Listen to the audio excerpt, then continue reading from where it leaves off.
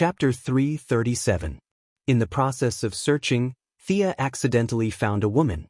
With the eye of Horus, she could see countless people and countless things. Thea did not pay much attention to her at first, but when she glanced at the woman, she instantly noticed something different about her. Since Tommy's matter was not urgent, Thea's curiosity was piqued. She flew to the woman 2 streets away and carefully sized her up. The woman looked 2 or 3 years older than Thea. She had red hair, wore a green t-shirt, and white cloth shoes. Judging from her clothes, it was obvious that she came from a poor family. "Hey, can you hear me?" Thea shouted beside the red-haired woman and found that she was not in a good condition. Her footsteps were staggering, and at first glance, she looked like she was drunk. However, with Thea's X-ray vision, she could see that the woman's genetic chain was rapidly collapsing. Was she the victim of some human experiment? Thea, who had just sent Roy Harper away a few days ago, could not help but think so. The only difference was that she was confident that Roy was the beneficiary, but the woman in front of her had obviously encountered something she was not confident about and had turned herself into a victim. The woman's body was full of vitality, but the intensity of the energy was far beyond the limit of what her genes could withstand. Would he be able to treat this injury? If it was a normal gunshot wound, Thea would not even look at the person dying in front of her. However, the woman in front of her was very strange. She was clearly about to die, but there was still a lot of vitality in her body, which made Thea a little excited. Although she had some guesses in her heart, Thea still took out the woman's ID and driver's license. She looked at the name, Pamela Isley. She was indeed the famous poison ivy. She was a female university student who loved plants and graduated from the elite Gotham University. She was an optimistic and kind person who was injected with plant toxins as an experiment subject. After surviving the disaster, her blood turned into chlorophyll, and she had the ability to control plants and secrete hormones to control others. However, Thea carefully observed the condition of her body. She was really far from surviving the disaster. If there was no external force, she would be dead. After experiencing many similar incidents, Thea was somewhat immune to them. Perhaps her existence was the only explanation for her survival? Poison Ivy's abilities were outstanding, and she was also very beautiful. She would be an excellent subordinate, worthy of Thea's personal attention. Thea didn't know how to explain the god's blood to Tommy. She decided to save the people first. After finding an empty room, Thea used her spiritual power to support her and kicked the door open. After a thorough examination, Thea frowned. The reason for Pamela's death was that the plant's vitality was too strong. Too much nutrients was taken in per unit of time, and the body couldn't absorb and convert them, so it could only store them. However, there was a limit to this. Pamela's body was currently at a critical point, and it wouldn't take much more. In another minute, her body would explode from too much energy. Thea took out her magic sword and tested it. The result was bad.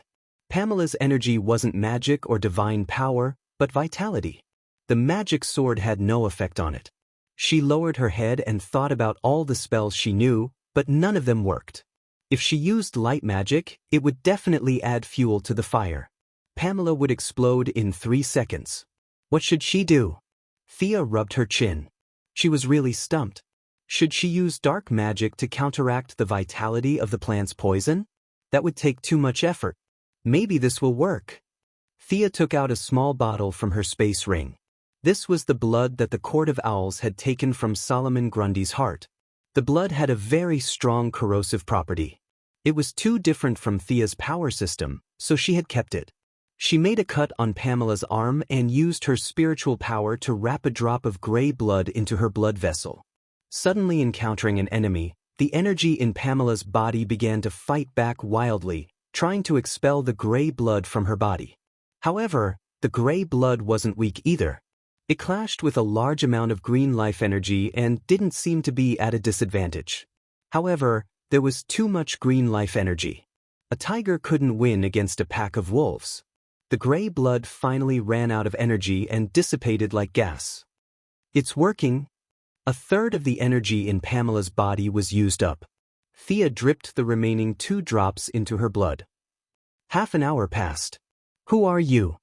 Her energy had been temporarily depleted. Although her body was still producing new energy, Pamela had already regained her consciousness. Seeing a stranger standing in front of her, even though she was scared to death, she had no strength left in her body and could only ask intermittently, "I'm the one who saved you. You still remember what happened, right? If it wasn't for me, you'd be dead." Thea wasn't bluffing. Although there weren't many people in this world who knew how to heal, there were still a few. However, Thea was the only one who could heal her. "I remember. I want revenge," Pamela said through gritted teeth. "Very good. Keep it this way. I don't know if you can understand what I'm saying, but I'll only say it once. Your body has been completely transformed by the previous poison. The time of your death has been artificially suppressed by me, but there's not much time left. You need a comprehensive transformation of your body to ensure that you won't die from the poison energy." Thea tried to use concise words to describe her current situation. "My body." Pamela forced herself to sit up. She looked at her two green arms. The wound Thea had made was still there, but it wasn't blood that flowed out. Instead, it was a green substance. "Chlorophyll? Where's my blood? I've become a monster." Pamela covered her mouth. She wanted to cry, but there weren't any tears. "My tear ducts are gone. Am I still human?" Faced with her question, Thea thought seriously. "I don't know much about biology, but from a biological point of view, you're a plant that can walk. However, from a philosophical point of view, if you still believe in the concept of human, then you're still human." Thea's first half of the sentence made Pamela's expression turn ugly, but the second half lifted her spirits. "Why did you save me?" Pamela asked in a low voice. "I saw your ability." Thea's answer was very honest. This made Pamela feel much better. American society didn't encourage selfless help. Gotham's motto was that useless people were only fit to lie in the gutter. Although Pamela was kind, she wasn't stupid. Hearing that her ability had been chosen, she secretly sighed in relief. "How do you do this modification? Will it change my body?" Thea took out a fake yellow ring. The modification process varies from person to person. During the modification, it will read your true thoughts and strengthen you accordingly. If you're desperate to return to your human form, perhaps my ring is your only choice. Chapter 338. I accept. It suits me very well. I'm willing to dedicate the rest of my life to it. Thea's words gave Pamela hope again. "I don't need you to dedicate the rest of your life. I won't have many missions. You'll gain the power to take revenge. The rest of the time will still be yours. You can continue to grow flowers and plants." Thea was satisfied with her attitude. This girl was much more straightforward than Death Knell. With a light tap of her finger, the yellow ring flew in front of Pamela, emitting a faint light. She reached out and picked up the ring. When she put it on her middle finger, a faint yellow light surrounded Pamela. Thea casually cast a concealment spell. After Damien's teaching mission, Batman would definitely be running around. Barbara's raptor squad would also be roaming around the city. To prevent them from asking questions, it was best to avoid them. The power of the fake lantern ring was definitely not as good as the original, and the transformation process would take several times longer. Pamela was bathed in the yellow light. Although the transformation process was slow, it was done in an orderly manner. Thea was relieved and went to the rooftop to absorb the moonlight. The transformation process lasted for more than 4 hours. It was only in the wee hours of the morning that Pamela's transformation was finally completed. Thea looked at Pamela's ability through her own ring. Most of the emotional power had been used to restore her human form. Her originally green skin had returned to normal. That's right, it looked normal. The transformation of a life form could not be reversed. The lantern ring's power could only restore the color of her skin. Other than her lips and eyes, which were still slightly green, the rest of her body had returned to normal. The only ability Pamela had gained through the yellow ring was the ability to summon plants from somewhere on Earth. These plants had to be ones that she understood and had even cultivated before. In theory, if she could find a powerful plant from another planet and transplant it to Earth, she would be able to summon it after some cultivation. This summoning ability did not seem like much, but it did make up for the shortcomings of poison ivy in the original timeline. Her disadvantage from the environment in battle was greatly reduced. Thea left her a message, telling her to take revenge as she wished, but not to kill the innocent. She then left Earth and flew to the planet where Jared had been placed. Death Knell had already found the location of the shark god. To be safe, Thea felt that it was better to bring along the powerful Groot. At that time, Dead Man, Gruder, Death Knell, Poison Ivy, and Thea would form a team of 5. It shouldn't be a problem for them to take down the native Hawaiian god who was taken down by a dozen agents, right? Once again he found Jared. He had grown from 2 meters to 3 meters. His original hostility had completely disappeared. He was lying on a big rock, surrounded by a few native aliens who had evolved from insects. They were fanning him with big leaves. Thea casually took out a banana from her interspatial ring and threw it without even looking at it. Pa! It hit Jared's face. Jared doesn't like bananas. The gorilla had a conditioned reflex after being smashed by Thea. It knew that she was here as soon as it saw the banana. Its dull voice sounded in Thea's heart. How is it? Are you having fun here? Thea's psionic ability had been given a big gift by the Martian hunter. It had evolved from the original rough type to the delicate type. The basic function of psionic transmission was no longer as difficult as before. These guys are too stupid. Jared looked at the natives who were still fanning him with disgust. Thea looked around. The natives really couldn't think of how to serve this murderous god who had descended from the sky. Fortunately, Jared's hostility dissipated very quickly, and he slowly accepted their submission. These guys racked their brains to please Jared, but unfortunately, their intelligence was too low. They only used the same few methods, which made Jared feel suffocated. Let's go. I'll take you to a more advanced planet. You'll gain more power there. Thea was very confident in Jared. After all, he was a famous villain in the original spacetime.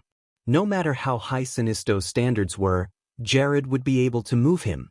Sinisto had been moving frequently recently, secretly accumulating power. He had already left OUA and returned to his home planet, Corriga. Thea first released the elk from the dimensional ring to meet Jared. The two animals were quite congenial. They were both from Earth and had telepathy. This gave them a good first impression of each other. Then, under the ecstatic gaze of the natives, she put Jared into the dimensional ring. Thea flew into space, opened a wormhole, and flew into the depths of the universe. Welcome to Corriga. What do you think of my kingdom? At this time, Sinisto was in high spirits. He had changed out of the Green Lantern uniform that he had worn for many years and was now a Yellow Lantern. Thea knew that this guy still chose to go down this path. She knew that her little wings could not reach such a distant universe. Sinisto had not been stripped of his Green Lantern ring yet, but he was about to part ways with the Green Lantern Corps. It was only a matter of time before she played a role in it. It's a very good place. Are you implementing your order? Thea's eyes swept across the crowd. Sinisto relied on his strong willpower to control the Yellow Lantern ring. He used the power of the ring to maintain the order of the planet and monitor everyone's movements and heartbeat. He wanted to give his people an ideal world, but the reality was that his people were afraid of him. His Yellow Lantern ring's energy was increasing every day, and Thea's ring's energy had also increased by a lot. A perfect order is the cornerstone of the stability of the people's lives, Sinisto said proudly. Thea was too lazy to explain the key point. He might or might not know, but it had nothing to do with Thea. Naturally, she would have Hal Jordan, an old enemy, to deal with him. When Sinisto died, the two lantern rings of the same origin would merge into one. At that time, the winner would be Thea. Thea did not want to talk nonsense at the crucial time of his rebellion. I've just recruited a new subordinate. Can you give him some advice? The two skipped over the problem of governing the country. Thea talked about the purpose of this trip. This was something they had agreed on before. Thea had 3 recruitment quotas.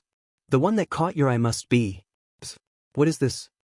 Sinisto was shocked by Jared, who was released from the dimensional ring. There were many strange creatures in the universe, and some were 100 times stranger than Jared. However, Sinisto had recently crammed a lot of biological knowledge on Earth and suspected that he had seen wrongly. He used the lantern ring's identification function to scan Jared again. *CK, a real gorilla. In the scientific classification of Earth, it was a primate mammal. Sinisto's face darkened. He pointed at Jared and said to Thea, "This guy is your new subordinate? Are you kidding me? Last time, you got a dead person. This time, you got an animal. If you don't give me a reasonable explanation, I won't agree." Chapter 339. I'm Jared, not an animal, you purple-skinned eggplant. Before Sinisto could finish his complaint, an unusually dull voice sounded in his mind. He could not help but look at Jared. Was it this gorilla who spoke? Yes, Jared has a very strong telepathic ability. Thea did not hear Jared's words, but she could guess it from Sinisto's expression. Telepathic ability. Sinisto was ambitious and wise. He did not care about the purple-skinned eggplant's words. He was measuring the strength of this ability. Originally, Sinisto thought that Grud, who was 3 meters tall and weighed several tons, was a melee fighter. However, he did not expect him to be a psychic. There were many races in the universe that could control their minds. Sinisto had seen many of them, but most of them were physically weak. It was rare to see a psychic with a body as big as Grud. Jared's 2 huge nostrils snorted with dissatisfaction. Sinisto asked Thea, "How strong is his psychic control?" Thea looked at the people around Sinisto. She had met Lisa Dracker last time. Among some was Abin Sum's son. She had met him a few times before. This guy had also been tricked into the yellow lamp. She did not know the other two. One was shrouded in black fog, and the other was an alien woman with sharp teeth. Unsurprisingly, this guy covered in black fog was a weapon master. He was a life form from the antimatter universe. His strength was a little unpredictable. Sia aimed at the woman with sharp teeth and gave Jared a telepathic signal. Jared's psychic control was silent. There was no explosion or fire. The red-haired woman with sharp teeth walked slowly to Thea. "Cahill, are you okay? Answer me." Sinisto shouted, but his subordinate had been completely controlled. He slowly said, "I'm Jared. Are you kidding me? How could he be controlled so easily?" Sinisto could not believe it, but the truth was in front of him. He had realized that this gorilla was very different from the gorillas in the database of the lamp ring. In fact, Jared's psychic control could work on Sinisto, but Thea did not want to break his confidence. The users of the lamp ring had high requirements for their mentality. Without a perfect mentality, Sinisto would not be able to rebel. The lamp rings of the same color could attack, but Thea and his ring were the same. They could never attack each other. The judgment of the ring was very strict. Any subjective intention would make the lamp ring of the deceased find another way. That was why both of them did not fight each other even though they had ulterior motives. Sia's plan was to not obstruct him, or even support him in his rebellion. She would let him and Hal Jordan love and kill each other. Regardless of whether Sinisto died in battle or returned to the green light, the 2 rings would become one again. He gestured to Grud to release the mind control on the fanged woman, Karu Hill. It only took a second for the fanged woman's eyes to turn from confusion to fear. "What did you do to me?" Although she was questioning him, she didn't stop and quickly ran back to Sinisto's side. Sinisto nodded silently. "There are so many strange creatures on Earth. Jared can join the Yellow Lantern Corps. He will fight for me, right?" "Of course, but he has to go back to Earth with me first. After that, he will stay here with you." Thea smiled happily. Jared's psychic control was a combination of her initial suggestion and his skyrocketing psychic power. As long as his psychic power was still there, his loyalty could be guaranteed. Thea did not want him to stay on Earth. She wanted him to see more life in the universe. Jared would not think that he was different. The 2 finalized the agreement. Sinisto gave Jared a new lamp ring, and Thea recorded the names of these people in the Book of Parallax. Jared, who wore the lamp ring, did not wear a tight-fitting combat suit. Instead, it had shoulder pads and arm guards like a suit of armor. This armored gorilla looked a bit like Vegeta's giant ape transformation. Thea was a little speechless. However, Jared's materialization ability disappointed her a little. His brain was too small, and his imagination was not enough. The things he materialized were things like scalpels, electric drills, and the like. There were also 2 bananas among them. She decided to explore his brain in the future. Thea had completed her trip. Jared had transitioned from an Earth creature to a universe creature. As long as he wanted to enhance his materialization ability, he had to see more and think more. His knowledge and vision would gradually expand, and this process would also reduce his hatred for humans. After bidding farewell to Sinisto and the others, Thea returned to Earth with Jared. Death Knell had already sent a message back to the shark god. This was not a righteous action. Thea did not call Diana. Instead, she called back the dead people who were playing in the outer space and was ready to fight with them. How was it? Did you get your revenge? Thea first went to Poison Ivy's residence. At this time, Poison Ivy was sitting alone in front of the window, hugging her knees and spacing out. Pamela did not answer Thea's question. Her voice was a little hoarse. The school canceled my student status. They actually thought I was dead. Hee hee.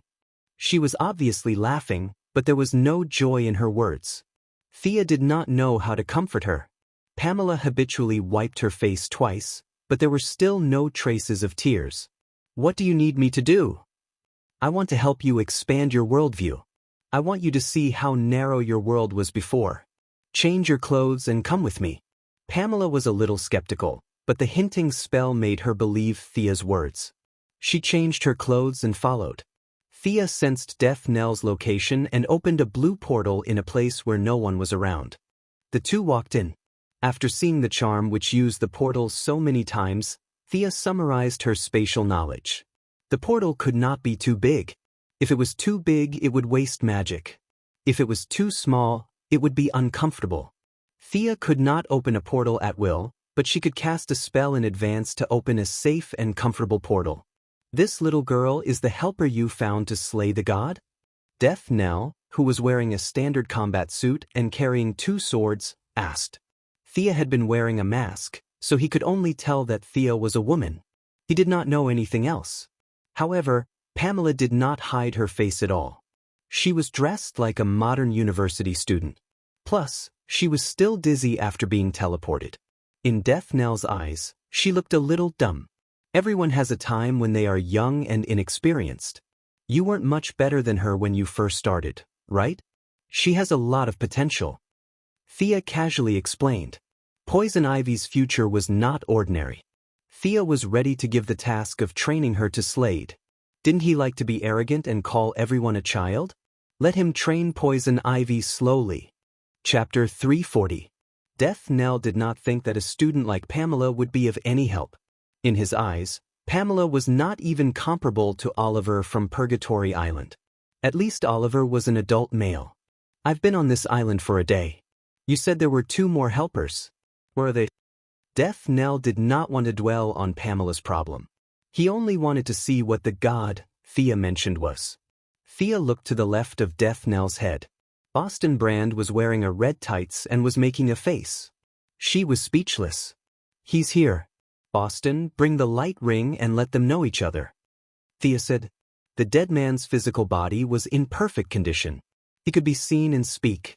Without the light ring, even if Thea cast true vision on them, they could only see and not communicate. Seeing a person appear above his head, Death Knell instinctively pulled out his sword. Who's there? Thea did not answer immediately. Instead, she called out Jared from the space ring and introduced him to her subordinates. A dead man and a gorilla? Poison Ivy felt that her worldview was shattered. She fell into a daze for a moment. Death Knell, Slade, was much better than her. With suspicion in his eyes, he pointed at the dead man and asked, You said this guy is dead? He's in a spirit state now? Thea corrected him. He's in a spirit state. He's the only unique life form in the world that exists between life and death. Everything else you said is correct. Slade pointed at Jared and asked, Is this a gorilla with superpowers? Before Thea could answer, Jared extended his hand and telepathically spoke in his mind. Jared likes the smell of blood on you. Slade shook hands with the gorilla in a daze. He finally got to know his weird teammate. At this moment, Poison Ivy and the dead man chimed in. Are you really Boston Brand? My classmates and I have seen your trapeze performance. Boston Brand was very experienced in dealing with such girls. With him returning to Earth and meeting Pamela, a fellow Gotham native, he began chatting with her. Thea had been observing them. Generally speaking, Slade and Gruder got along quite well. Deadman and Poison Ivy could also get along well. Thea was not afraid that they would unite and betray her. She wanted to keep them united, but not too united. Alright, now that we know each other, Death Knell, tell them about the mission. Thea interrupted their conversation. Richard quickly pulled his hand out of the gorilla's grasp. Shaking hands and chatting with a gorilla was a strange experience that he would never have imagined 10 minutes ago. Despite the fact that this gorilla was well-spoken, knowledgeable, and agreed with many of his views, Richard did not know whether to laugh or cry. A gorilla had praised him and agreed with him. What expression should he make? He cleared his throat. Everyone, our current location is about 80 nautical miles away from the main island of Hawaii. This island is not even marked on the military map. I suspect that there is some kind of strong magnetic field around the island. This island is not empty. On the contrary, there are a few villages of primitive people. They don't know about the changes in the outside world, and they don't know how small the space they are in is. They think that this island is the entire world. Our target is the god they worship. It's the shark god in Hawaii's legends. That's all I know. Well done. It was not easy to gather so much information in such a short time. Thea was not stingy with her praise. Although this god is a god in name, according to my calculations, it should be the weakest level. Divine power is proportional to faith. You may know about the Greek and Norse gods, but have you heard of the Hawaiian gods? Thea was afraid that they would have doubts, so she helped to dispel their doubts. Death Knell was not afraid of anything. He would do anything as long as he had money. Gruder also did not care about the human gods. Not to mention the dead. He was already dead, so who could do anything to him? Only Poison Ivy was still a little afraid. However, seeing that the others did not care, her courage increased. What's the exact location of the target? Thea asked Death Knell. I couldn't get anything out of the language barrier. Death Knell was a little embarrassed. Thea did not comment. The light ring could translate languages, but the language of the hundreds of natives was too primitive, so the light ring did not record it. Due to the language barrier, no matter how good Slade's interrogation skills were, it was useless. He opened the Eye of Horus and quickly found a native with leaves around his waist. He used the Martian hunter's super long-distance mind-reading ability to skip the language barrier and read his thoughts directly. After 2 minutes, Thea cut off the connection and pointed to the west side of the island. This way. The few of them walked along a winding path to the depths of the island.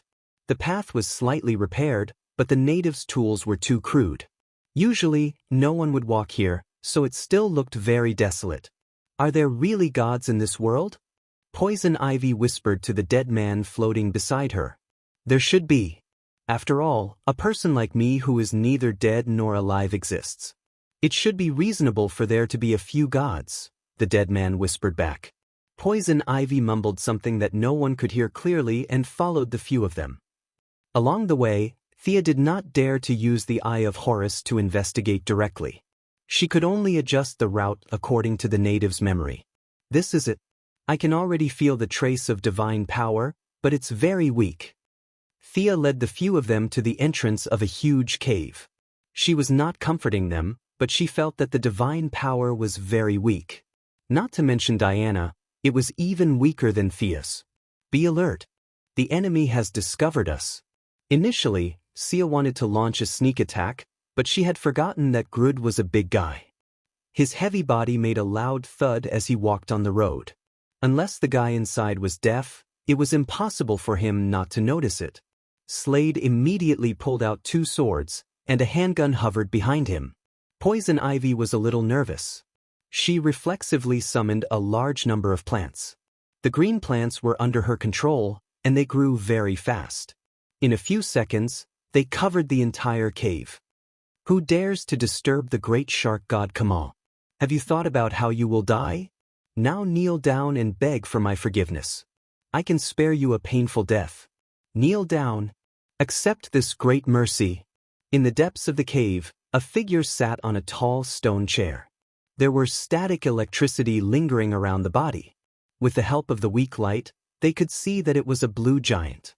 The giant had a very anthropomorphic head. There were a few fin-like wrinkles on the top of the head, gills behind the ears, and a mouth full of sharp teeth. He looked at the intruders aggressively. Chapter 341.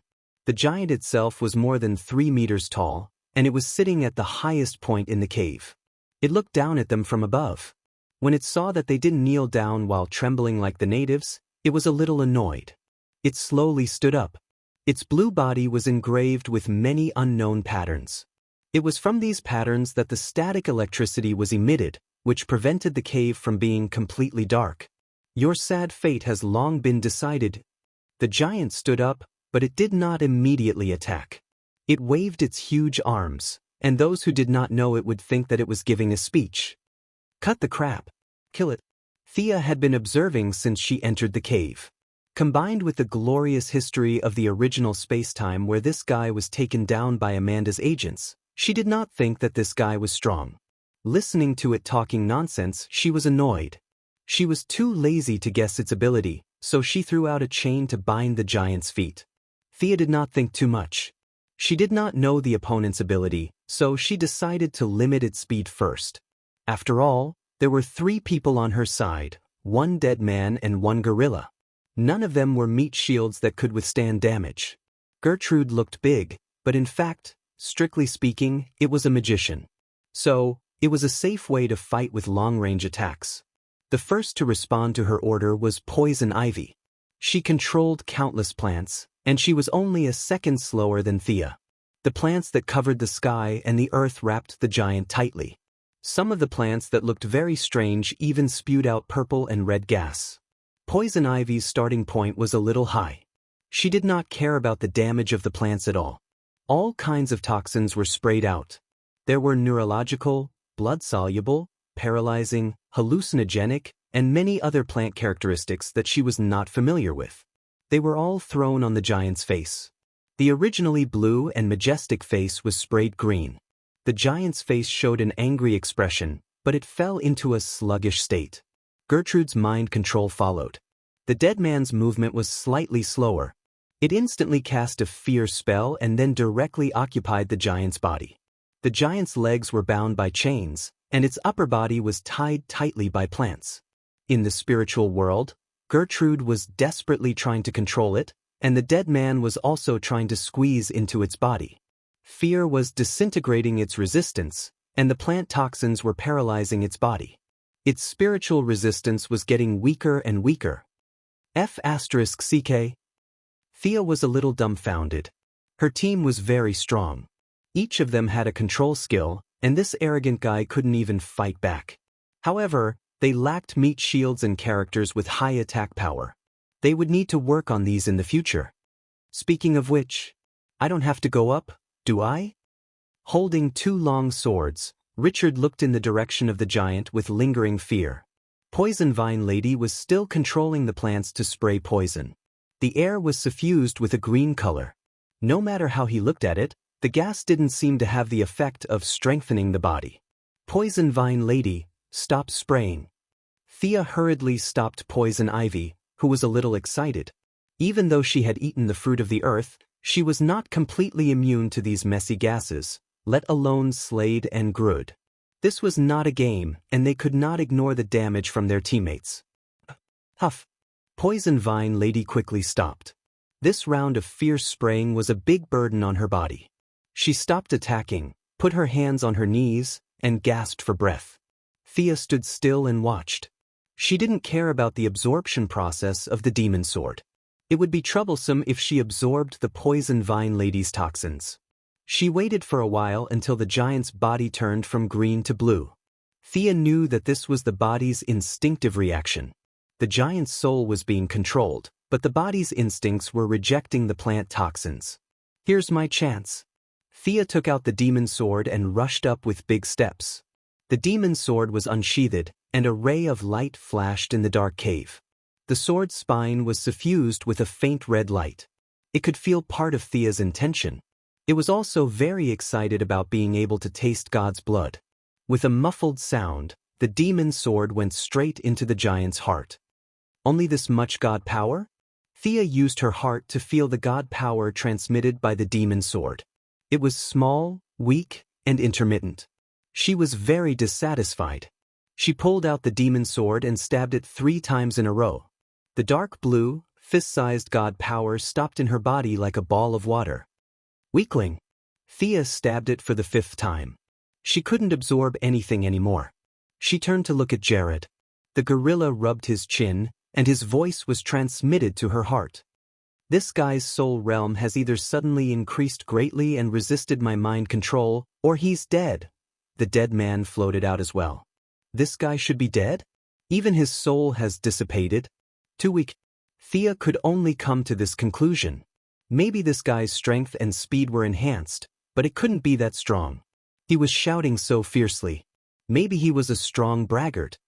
My subordinate reported that the agents of the Heaven's Eye Society have arrived at the American base in Hawaii. Richard picked up a phone call. He felt that he didn't help much in the battle, so he reported in a slightly obsequious manner. Thea carefully felt the God power extracted. She didn't know if she could extract water element magic from it. But since the Heaven's Eye Society was here, they could only retreat. Erase all traces of our battle. Death now, you're a top-notch investigation master. Go and take care of it. Actually, there wasn't any fierce battle here. The other party died before he could even make a move. The key was that poison ivy had too many plants. Many of them were obviously not from Hawaii. They had to clean them up. After instructing Death Knell and Poison Ivy to clean up the traces outside and inside the cave, Thea instructed Jared and the dead man to search for any good items nearby. She focused on dealing with the shark god's corpse. TSK, he looks quite big. Why is he so useless? Thea turned the corpse over and over for a long time. The patterns on this guy's body could be studied, but other than that, there was no other value. Horus was a second-rate god, but this guy wasn't even a second-rate god. Take it back. If there's no other way, chop it up and feed it to the elk and heifers. Thea couldn't think of any use for this corpse. She awkwardly kept it in her space ring. I've caught a captive, but this guy's intelligence is very low. Jared's voice sounded. He walked over with a murloc that was less than a meter tall. The murloc had a shark head and a human body. It trembled as it looked at the intruders. Thea observed it with the eye of Horus. This guy also had some god power in his body, but it was weaker than the guy who died just now. Was this the future Shark King of the Suicide Squad? From an ordinary person's point of view, it would be quite powerful when it grew up. It would be a pity to kill it now. This thing's intelligence wasn't high. It would be good to keep it as a guard. Thea waved her hand. Take it away. Chapter 342. Even when Shark King was young, it was not good to look at. Sia could not bring it back to Quinn's Manor to raise it. After Death Knell cleaned up the traces on the island, he handed over the task of training Poison Vine Lady and raising Shark King to him. Death Knell had seen Poison Ivy's power, so he wasn't too against this task. Thea softly chanted a spell, and a small dust spell fell into the cave. From the outside, it looked like a deserted cave. She nodded, opened a portal, and left the island. Poison Ivy and Death Knell went to train, and the dead people were left for him to play with. Grud was responsible for returning to the Yellow Lantern Corps to keep track of Sinisto's progress. Thea's request was for him to learn more and watch more, and just slack off in battle. Thea went back to Star City alone. She wanted to absorb the divine power and use it to increase the water attribute magic in her body. The process of creating something from nothing required a lot of divine power. Thea absorbed it slowly without sleep for 3 days before finally forming a weak water attribute magic in her body. It's not easy. After 3 days without rest, Thea's body was damp all the time. She took a bath happily and was now wiping her hair with a towel. The shark god was too weak. He didn't have much divine power left after transforming his body. Thea barely managed to replenish the water attribute, but the entire divine power was exhausted. In order to achieve a balance between the attributes, Thea converted a small part of the other 4 attributes into the water attribute. The water attribute didn't have high attack power and healing effects, but it had good compatibility. Thea had been studying the hybrid magic since a long time ago, and she could finally use it. The lightning breath when she instantiated Diablo could be said to be her strongest attack now. But the process of instantiating, controlling, mixing the energy, and spitting it out was too long. Few brainless villains would wait and watch the whole process without attacking in advance. Moreover, this demon image really had nothing to do with justice. Sia had been thinking about whether there was an alternative. With reference to Zeus's lightning arrow and her lightning breath, Sia finally found the right direction for her future development, which was a combination of fire, wind, and water lightning spells. Strong attack power, fast speed, and it looked very righteous. Thea's magic power had already surpassed the limits of the Constantine family's books. She was on her own path. Thea, let me introduce you. This is John Deagle. He's very skilled and is completely qualified to be your bodyguard. He served in Afghanistan in the same year as me. He's also my... Lila Michaels, who was wearing a black suit, introduced the black man beside her to Thea. He's also your husband, isn't he? Thea was a little speechless at this mature woman who didn't shy away from her in-laws. As she had more and more work to do, especially entering the medical industry this time, it would cause countless people to lose their jobs. There had already been 2 small-scale kidnappings and assassinations this month. Although the movements of these people were as slow as snails in her eyes, and even if bullets hit them, they would not be able to break through their defenses. However, she could not stand the annoyance. Every time, he had to put on a show and use all kinds of coincidences to get rid of his opponent. It was really troublesome. That was why she came up with the idea on the spur of the moment, hoping that the Heavenly Eye Society would provide some retired agents or something to decorate the shop. She did not expect it at all. Lila actually pulled her husband, who was idle at home and was a house husband, out. She knew Thea's strength. If this job was really dangerous, who knew who would be the one protecting who? Of course, in all fairness, John Deagle's skills were not bad. As the future Iron Triangle of the Green Arrow team, he had been verified by history. In fact, Lila also had a mental struggle. Her husband stayed at home every day, washing clothes and cooking. It was easy to affect a man's mind. Her job in the Heavenly Eye Society was not suitable for the straightforward Deagle. Coincidentally, Thea mentioned this to Amanda. Lila very firmly took on the task. Amanda could not possibly refute her assistant's face over such a small matter, so she agreed without much thought. However, Lila did not tell her husband about Thea's strength. Deagle had a strong self-esteem. If he knew that he was just a freeloader who could do without him, he would definitely resign. Such a high-paying and safe job as a bodyguard was rare in the world. At least with Lila's knowledge, there were not many people on Earth who were more powerful than Thea. As for her husband cheating on her, she did not have to worry. Although Thea and Diana appeared and disappeared mysteriously, the Heavenly Eye Society still had some information. It was not difficult to analyze the relationship between the two. Her husband was as black as charcoal, so he was very safe. Welcome, Mr. Deagle. If you don't have anything else, from today onwards, you will be in charge of my personal security work. Thea could roughly guess Lila's intention, but there was no need to say it out loud. She herself wanted to hide it, and the Heavenly Eye Society did not want to create any large-scale supernatural phenomenon. It was a good idea to keep all kinds of clowns at the level of ordinary people. I'll start work today. The black man had been idling at home for more than a year. He did not know Thea's strength. He only felt that time was tight and the task was important. He immediately gathered a few bodyguards from the Quinn family and gave them the task. Is that your husband? Thea only asked Lila softly when the black man disappeared from her sight. Ah, yes. Lila laughed dryly. She was a little embarrassed to take her salary so openly. Thea did not mind. She just felt that her butterfly wings were getting bigger and bigger. John Deagle came to the Quinn family to be their bodyguard. What a strange fate. In the next few days, the black man carried out his duties seriously. He recruited a few more bodyguards and set up a thorough protection plan. Needless to say, he really caught an attacker and realized his personal value. The black man became even more high-spirited. Unlike how he protected Olivier in the original timeline, Thea was a woman after all. He could not protect her 24/7.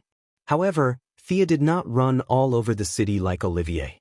Overall, it could be said that both the host and the guest enjoyed themselves. Thea's secret base. This is artificial intelligence. The person who exclaimed was naturally Miss Felicity Smoker, who had just returned from a business trip to Detroit's Red House. At first, she thought that Thea was joking. Artificial intelligence? You must be kidding me. How could such a sci-fi thing exist in reality? However, when the 3D projection of Gideon greeted her, the former hacker was completely stunned. Fortunately, the secret base was deep underground and had good soundproofing. Her scream did not attract anyone's attention. Is it really artificial intelligence? After receiving Thea's confirmation, Felicity's eyes widened. She was afraid that her eyes were playing tricks on her, so she used her hand to check the 3D projection of Gideon. Finally, she confirmed that she was not hallucinating. The thing from the movie was right before her eyes. Chapter 343. Is this also an extraterrestrial product? Felicity, who had seen the world in the Red House, could not help but think. Thea did not answer this question. She needed Felicity's computer knowledge to strengthen Gideon, or rather, to limit the artificial intelligence. Countless movies and TV shows had shown that an unrestricted artificial intelligence would bring disaster to mankind. Gideon on the spaceship Wave Rider had even evolved emotions, so Thea had to be careful. I'll have to study it carefully. Thea ordered Gideon to show her the source code. Felicity's eyes lit up after reading 2 lines. Then she ignored Thea and started typing on several machines alone. The former hacker lady had been researching for a whole day. Thea had to ask her to stop because she was so focused that she forgot to eat and sleep. If Thea ignored her, she would starve to death. Miss Felicity was so excited that she poured out all of her research findings the moment they met. Thea was confused by the algorithms and logical relationships that she talked about. Anyway, Gideon was synonymous with perfection and refinement in her mouth. When do you think we can start designing the mechanical armor? Thea did not care about the construction of the artificial intelligence as long as it did not rebel. Now, Felicity was still eating something in her mouth and said a little unclearly, "Then let's get started." The design of the Iron Man armor was not too difficult.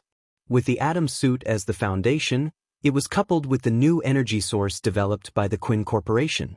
After the research of dozens of researchers from the Quinn Group, the white dwarf fragment, which is 1 cubic centimeter in size, weighs 1 ton. This small piece of output design is reasonable and can provide electricity for a large city with a population of millions for several years. This huge energy body can completely provide energy for the power of the Iron Man armor. Atomic Night Ray Palmer had only acquired the new energy technology after merging with the Quinn Group. His battle suit was initially powered by a white dwarf.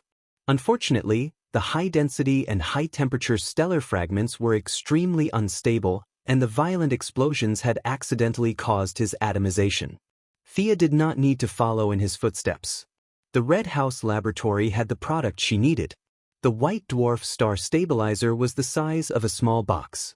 It could be placed inside the armor and could steadily output the energy of the white dwarf. If the enemy was difficult to deal with, the white dwarf star stabilizer could be released and the white dwarf star stabilizer could operate at 200% or even 300% for a minute. It could be said that the aliens were more than a generation ahead of Earth in terms of energy usage. Thea had built the most advanced workshop in the secret base. The AI drew the blueprints, and the mechanical arms completed the work. Everything was proceeding in an orderly manner. Her life gradually got back on track. The affairs of the group were handed over to the CEOs to handle. On Mondays, Wednesdays, and Fridays, she studied the magic of feudal superstition. On Tuesdays, Thursdays, and Saturdays, she studied modern science and manufacturing mechanical armor. In her spare time, she taught Damien, and on weekends, she played around the world with Diana. Her days were happy and fulfilling. While she was happy, there were naturally people who were unhappy. With the launch of the medical pod, a large number of medical workers were impacted. Originally, they could live a leisurely day by performing 2 surgeries a day. Now that the medical pod was on the market, they could perform a surgery in 10 minutes, and the patients could go home in 2 hours. It was more than 10 times more efficient than before. The Medical Practitioners Union, the Trauma Healing Union, the Nurses Union, the Attending Physician Union, and a bunch of other unions that Thea had never heard of responded. A group of people marched, demonstrated, and launched petitions. In the end, when they saw that no one in the Quinn group took them seriously, they filed an appeal to the federal court in a fit of anger. Under the system of separation of powers, for some reason, the court accepted the appeal. Thea, who was still developing her own weapon system, had no choice but to participate in the preliminary review.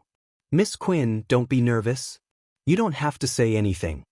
This was the big brother of the bodyguard, Digger, who did not know the truth. "Thea, this is a small problem. Don't get agitated." This was the Heaven's Eye Society's Lara Michaels, who believed that she knew her strength. "Calm down. You must calm down." The one who said this was the Martian hunter, who was pretending to be the director of the Supernatural Investigation Bureau. He was afraid that Thea would go all out in anger. Because of his fear of fire, he could not stop Thea at all. The words of the 3 people sounded similar on the surface, but in reality, there was a big difference. Thea's mentality was now very detached. These people who were holding slogans and protesting loudly were zero threat to her. If she cast a large-scale fear spell on them, 80% of these people would wet their pants. She glanced at the Martian hunter from the corner of her eyes. This guy had been on guard all this time. "Hey, who organized these people?" Thea's question rang in his heart. "I don't know. The Super Investigation Bureau and the Heaven's Eye Society did not receive any news. But if I'm not wrong, it should be Lex Luthor." The Martian hunter did not hide anything from her and told her his guess. Thea pursed her lips and did not say anything. Luthor was too controlling. He would never allow different voices to appear in his sphere of influence. He had waited until today to launch his attack. It was already too late. However, this move was just to test the government and the military's support for Thea. Only when he knew the bottom line could he continue with his next move. She had to create some trouble for him. Should she send Death Knell or Poison Ivy? Thea thought about it and decided that it would be better for Poison Ivy to do it. Luthor was also equipped with black technology.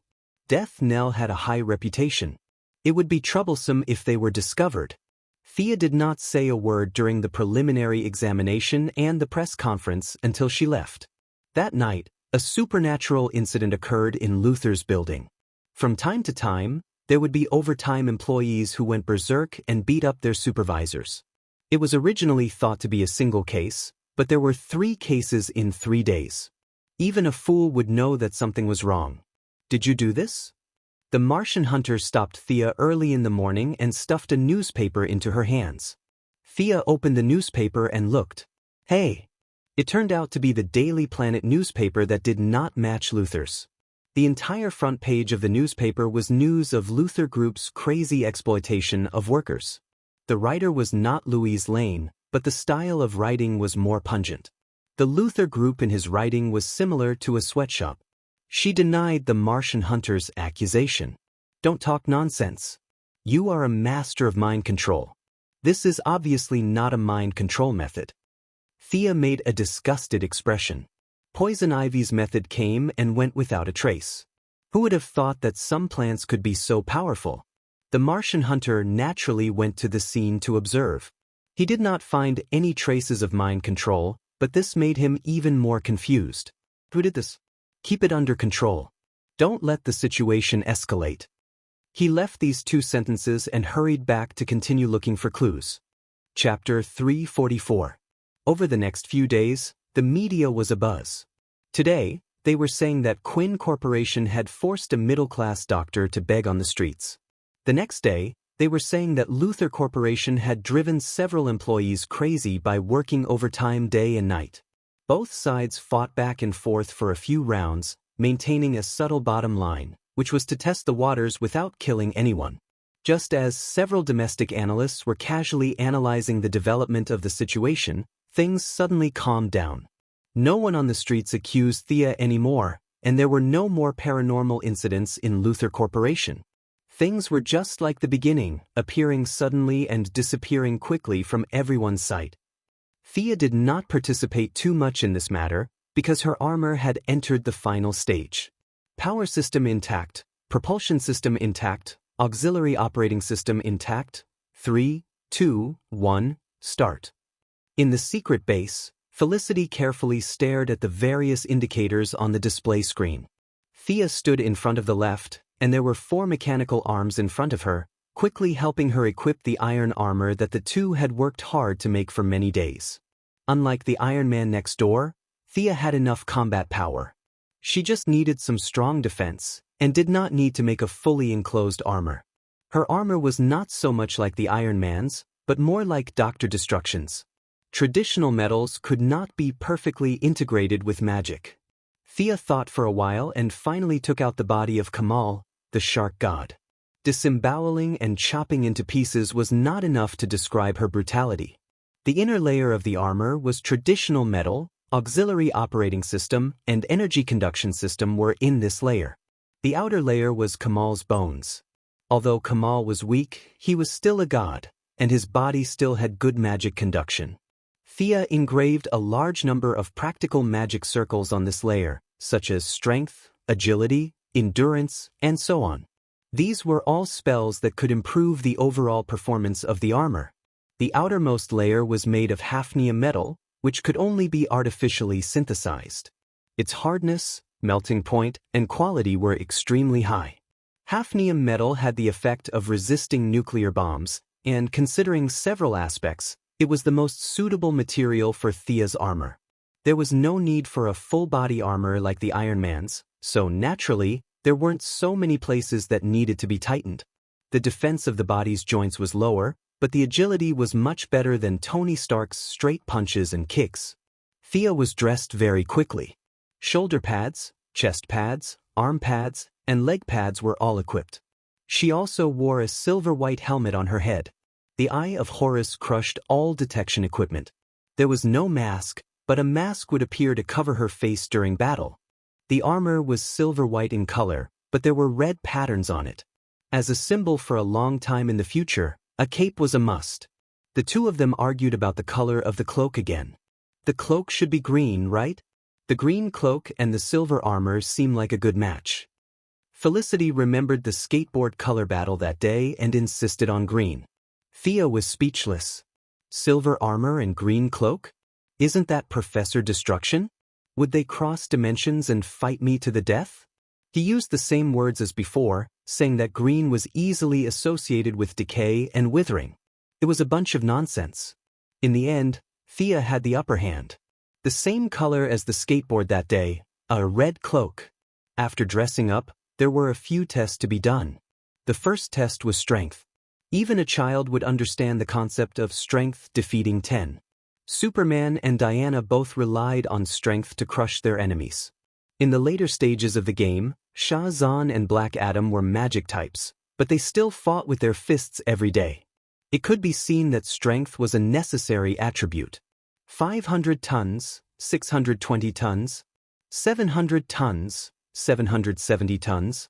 The final strength was fixed at 850 tons, but this was only the result of 50% of the White Dwarf's power. If it was overloaded, it would not be a problem to break through 1,000 tons. The next test was speed. Thea flew with her magic power, and her speed was about 700 miles per hour. The yellow light ring was running at full power, and it could exceed Mach 2 in the atmosphere. However, it could not last long, and the emotional consumption would be very fast. The propulsion system of the Iron Man suit came from the Red House. Its full name was Rotating Core Power Amplifier. It converted the energy of the White Dwarf into propulsion. Its speed could be stable beyond the speed of sound, which was Mach 1. It did not look as good as the light ring, but it did not consume any energy. In addition, it had a strong defense and optical camouflage function. In terms of stealth and security, it was better than the light ring. Do you still want to test the weapon system? Thea avoided the satellites, flew a few laps around the vicinity, and returned to the secret base. Felicity asked. Let's try it.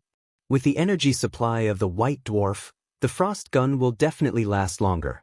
They didn't think too much about the weapon system and directly installed the freeze gun, one in each hand. Sia didn't like the white noise cannon in the red house's laboratory. The cone-shaped sound wave attack had too little lethality. Dr. Sereth Stone covered it tightly. Those who didn't know would think that it was some powerful weapon.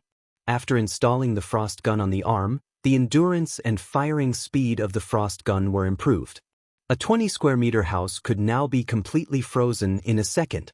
When Thea's frost gun was used against the charm, it took half a minute to freeze the house. Before the test was completed, the two accidentally discovered a hidden attribute of the armor. The armor had excellent underwater combat performance. According to Gideon's calculations, the armor could reach a speed of 1,500 nautical miles per hour underwater. It could be said that the armor's speed underwater was faster than the speed in the sky. This was undoubtedly the effect of Kamal's corpse. Thea could not help but think that maybe this guy was not a weakling.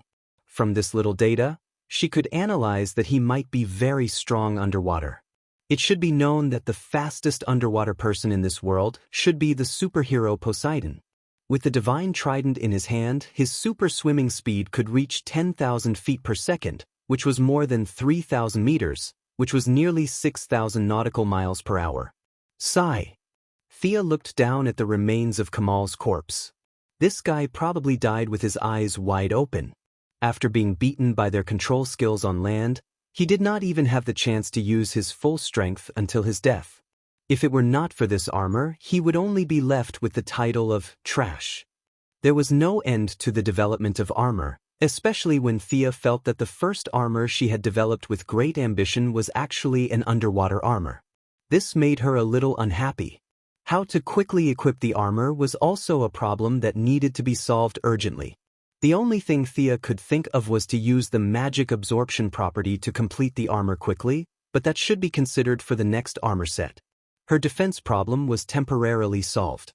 The only thing left was the safety of the people around her. Luther had ceased his activities, but the harassment did not stop. Thea instructed Diggle to protect the CEOs of the group. At the same time, she made a small frost gun for Felicity.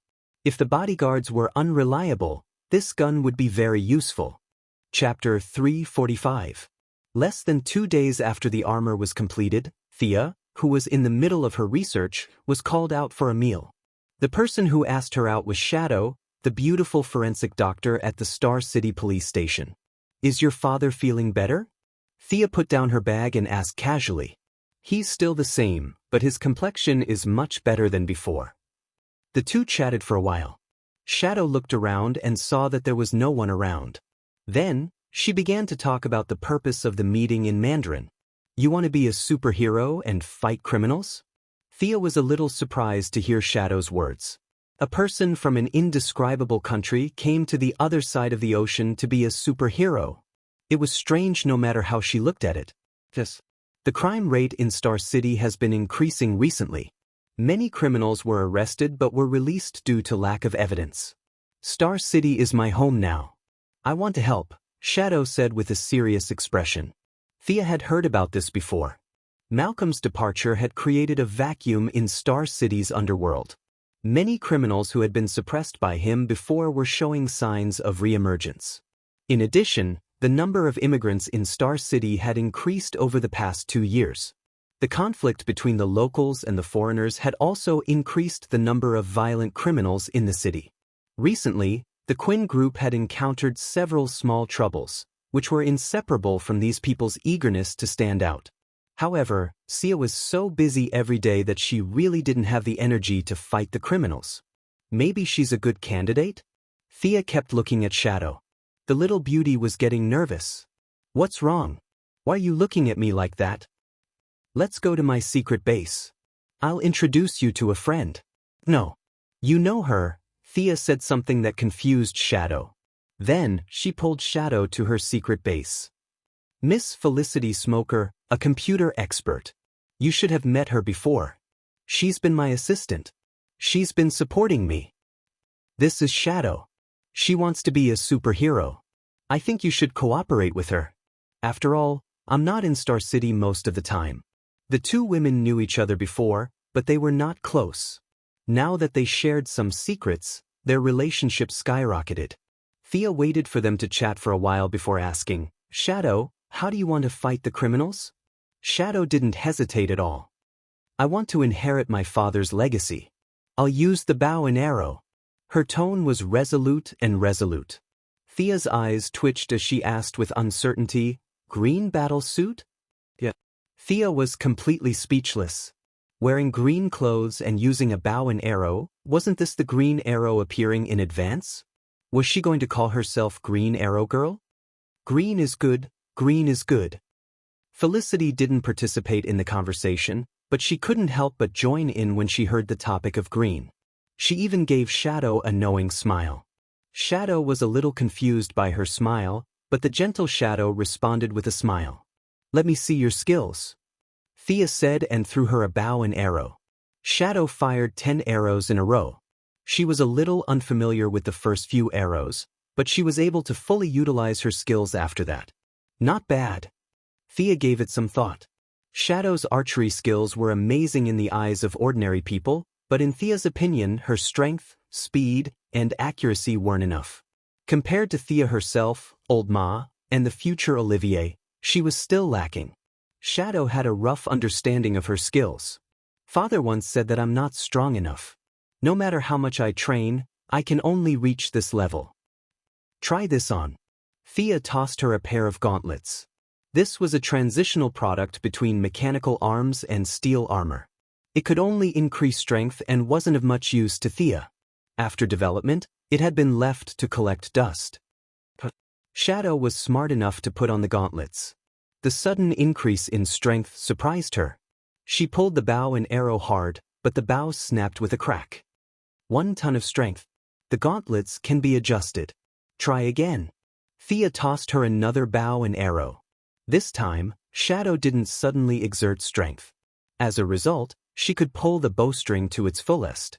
The speed of the arrows instantly increased, and all 10 arrows went through the target. Shadow was shocked. She took off the gauntlets and carefully felt the difference in strength. As a member of Thea's team, technological equipment was indispensable. Thea took out the equipment she had worn that day. "Are you afraid of heights?" Thea asked. Shadow shook her head. Was there an archer who was afraid of heights? She jumped on the roof every day. If she was afraid of heights, she wouldn't be able to play. Thea couldn't give her atomized hoverboard. First of all, the color wasn't right. She looked weird in green with a red hoverboard. Second, the hoverboard was bound to Thea's brainwaves, so no one else could use it. Fortunately, their machining skills had improved compared to 4 years ago.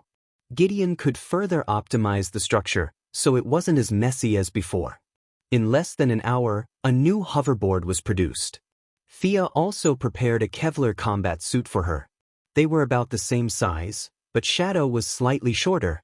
She was equipped with all kinds of technological arrowheads, basically replicating the equipment Thea used to go to Gotham. Seeing Shadow flying around happily, Thea decided to pour cold water on her. "You're not good at close combat. If you don't want to use guns, you have to improve your close combat skills. Father only taught me archery. Come, attack me. You can only go out and fight criminals when I'm satisfied." Sia's close combat skills were among the best in the world. In her eyes, Yao Fei's close combat skills weren't that strong either. As his daughter, Shadow, was even worse. It was impossible to expect her to be able to shock the world, but she should at least be able to fight back. The next few days were spent training Shadow. In the end, Sia dragged Damien into the class as well, as she had no qualms about teaching Shadow. Damien liked the tactic of teleporting to the enemy's side, stabbing the enemy, and then running away. His magic was limited by his mana, so Thea didn't continue teaching him. She could only teach him close combat. It was too troublesome to teach both sides, so she just pulled them together. When introducing names, they couldn't mention Batman's surname. So, Thea used someone else's name when talking about Damien, which made the kid very unhappy.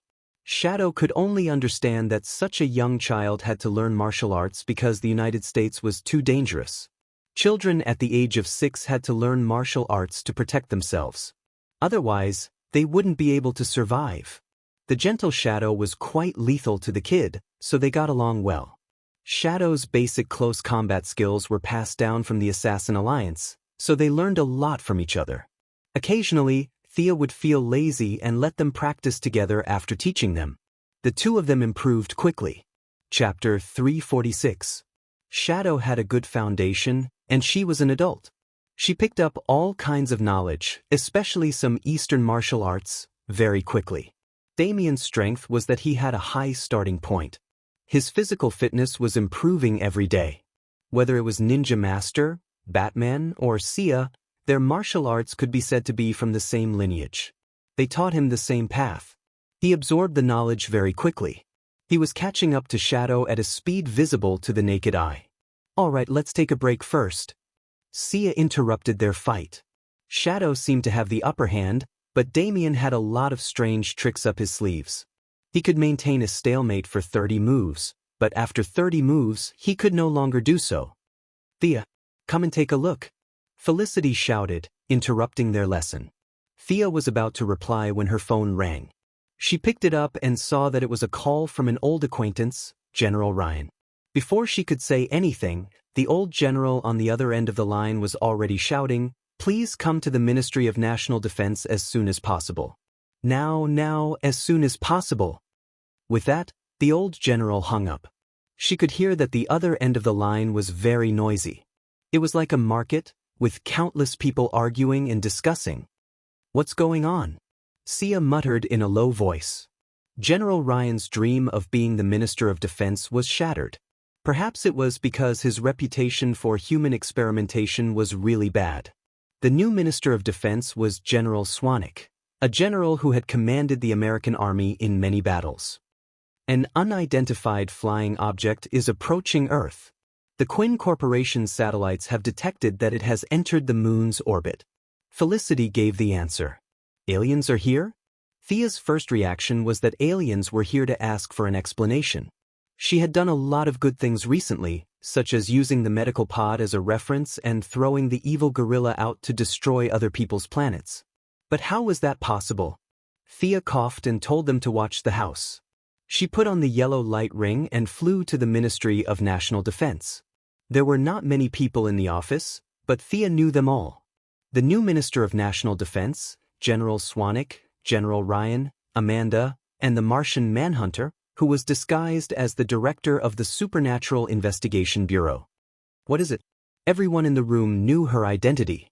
Thea took off her mask and asked the new minister sitting at the head of the table. The new minister was a black general. Thea had never spoken to him before.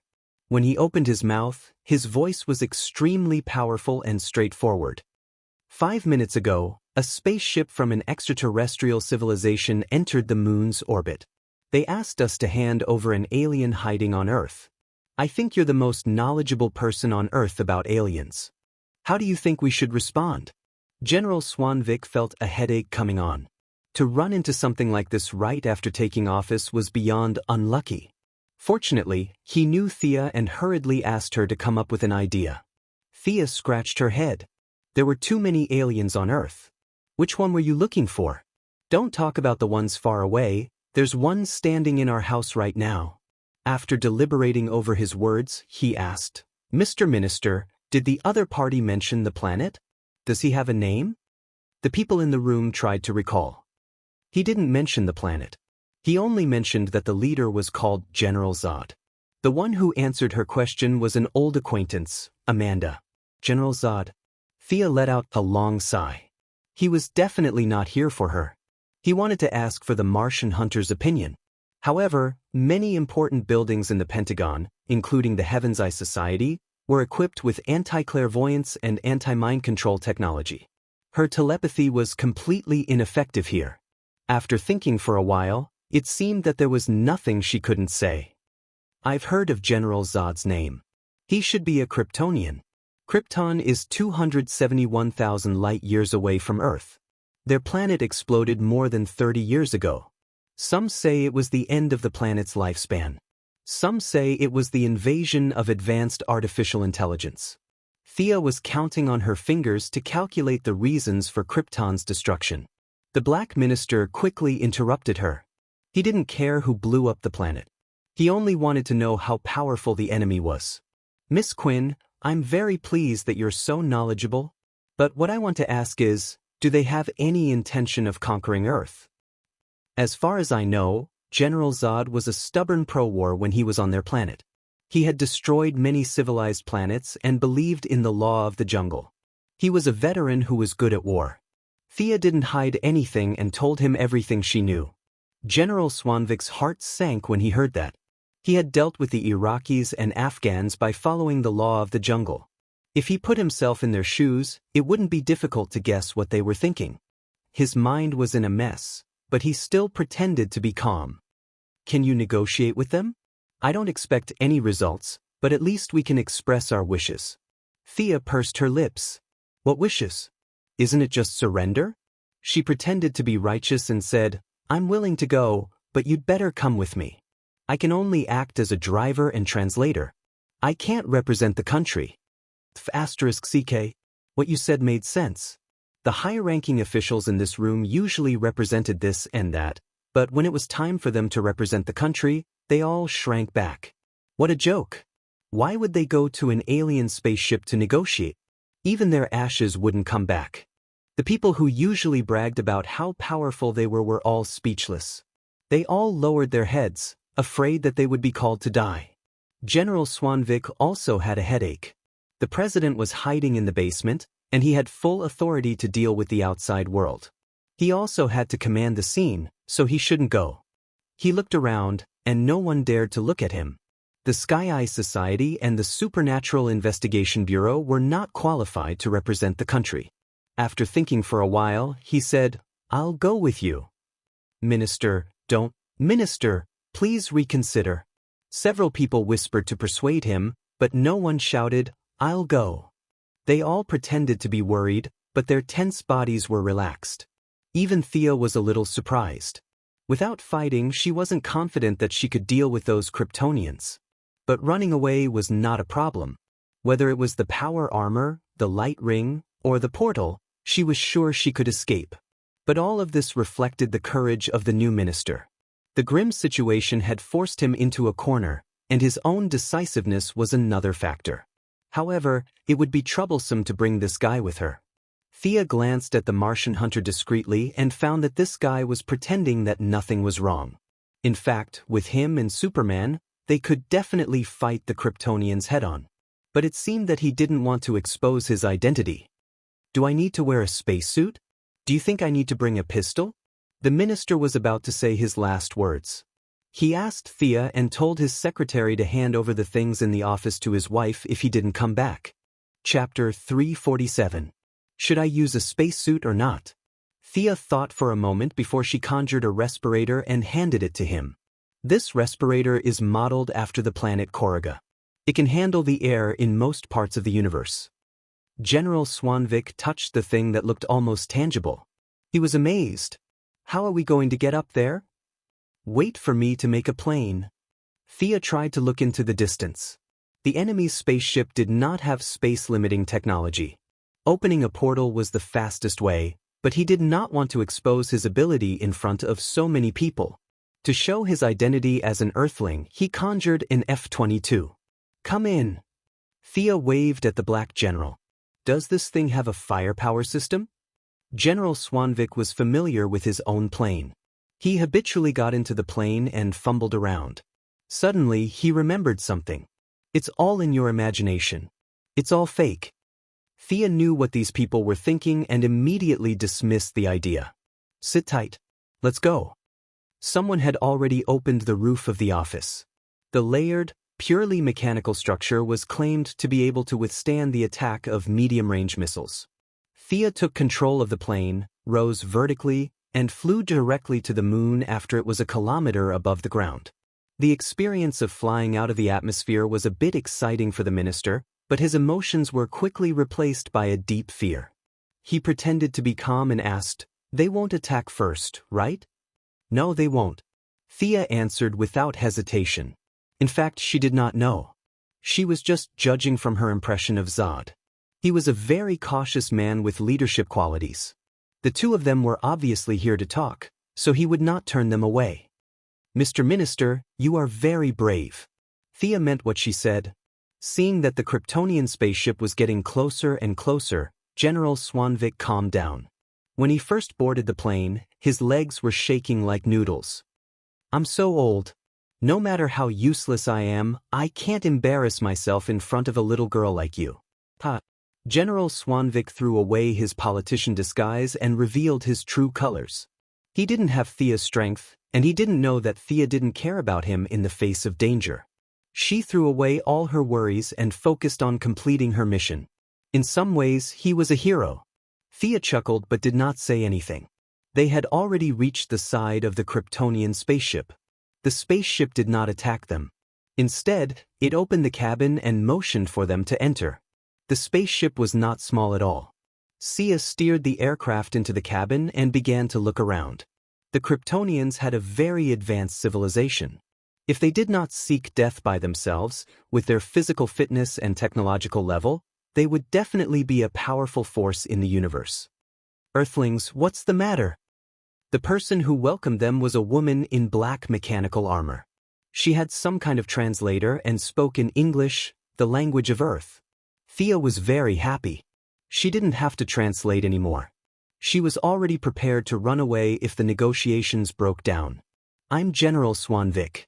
On behalf of the Earth's government, I want to see your leader. Now that the communication was smooth, General Swanvik started to shake. He waved his arms and spoke in a firm tone, showing his determination and conviction. The woman in black armor seemed to be communicating with the spaceship through some kind of communication device. Wait here. After that, she didn't leave. She stood still and stared at the two of them, especially Thea. What? Kryptonian, do you want to compete? The Kryptonians' genetic modification technology was very advanced. Thea had wanted to go in and observe. She didn't expect the woman to be so sneaky. She would rather have the leader meet them at the edge of the spaceship than let them enter the inner area. Thea was a little upset. She was a little angry that the woman in black armor was staring at her. You are not Carl Air. Your ability is really amazing. This is not a real thing, is it? The woman in black armor was not angry. She just looked at the aircraft curiously. Don't be surprised. Sia was interrupted by another deep voice before she could finish her sentence. Along with the voice, a muscular middle-aged man with a height of 1.9 meters appeared.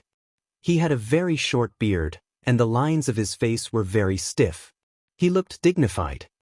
Fiora, that should be some kind of materialization. I heard that there is a group of people in the universe who call themselves the Green Lantern Corps. But those people are green while this guy is yellow. They should be related to each other. The middle-aged man, General Zod, glanced at Thea's materialization a few times and said with uncertainty. Thea didn't comment and left the two generals to talk. How can you leave Earth? General Swanvik was a little weak, but he still mustered up the courage to ask. Find Carl Air and the central grimoire that was stolen years ago. Zod was much calmer. It was as if he was narrating a trivial matter that had nothing to do with him. What grimoire? General Swanvik didn't understand the term. His intuition told him that it was some kind of black technology that even the aliens valued. However, Zod wasn't going to explain it to him. The Black Minister could only look at Thea. Thea saw his expression and knew that he had misunderstood. She explained, it's similar to our human genetic map. Many aliens have it. General Swanvik lost interest the moment he heard about the genetic map. At first, Zod was also wondering how an Earthling knew about their grimoire. However, after hearing Thea's words, many aliens had it. He had worked hard for 30 years to modify the spaceship and arm his subordinates. After that, he came to Earth. His information was extremely limited and he didn't know anything about the outside world. When he thought of the Green Lantern Corps, Thea automatically upgraded to a knowledgeable Earthling in his heart. The two of them let go of the grimoire. If we give you the people and the grimoire, will you leave Earth? This was the thing that General Swanvik was most concerned about. I'll leave once I get what I want. I swear to Rao, Zod said seriously. General Swanvik turned to the knowledgeable Thea for help. His eyes were obviously asking who he was referring to. It's the god they believe in. Thea was also confused. What kind of deity was this Kryptonian god or Martian god? Did they really exist?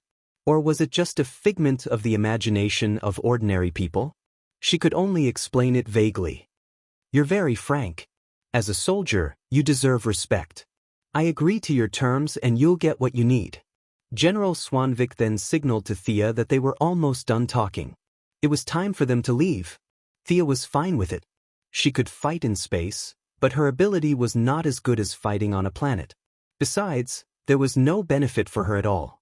She had nothing better to do than to take the blame for Superman. This mission was successfully completed. General Swanvik had consolidated his position in the Ministry of National Defense. Thea had also successfully connected with him. Amanda and General Ryan could step aside next time. Chapter 348. Za didn't stop them at all, and the return trip went smoothly. Who's Carlisle? Swanwick asked Thea on the plane. His intuition told him that Thea most likely knew these strange people. You should have seen him before, but I don't know his name. The guy in the red cape during the battle at Seaside City was a Kryptonian. I don't know if he is the Carl heir they are looking for. Thea's words were 70% true and 30% false. When General Swanwick heard this, he knew that it was good news that they wouldn't have to search for Carl heir in the vast sea. The plane landed on the ground, and General Swanwick walked back to the Ministry of Defense in high spirits. He was greeted by everyone's praises.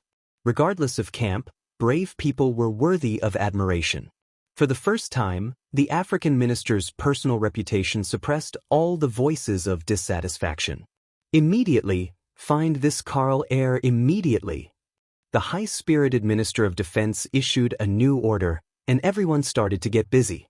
Miss Thea, I need you to take charge for a while. Now that the African minister and Sia had gone through so many trials and tribulations together, their relationship had improved imperceptibly. The way he addressed her had already transitioned from Miss Quinn to Miss Sia. Sia also needed to strengthen their relationship.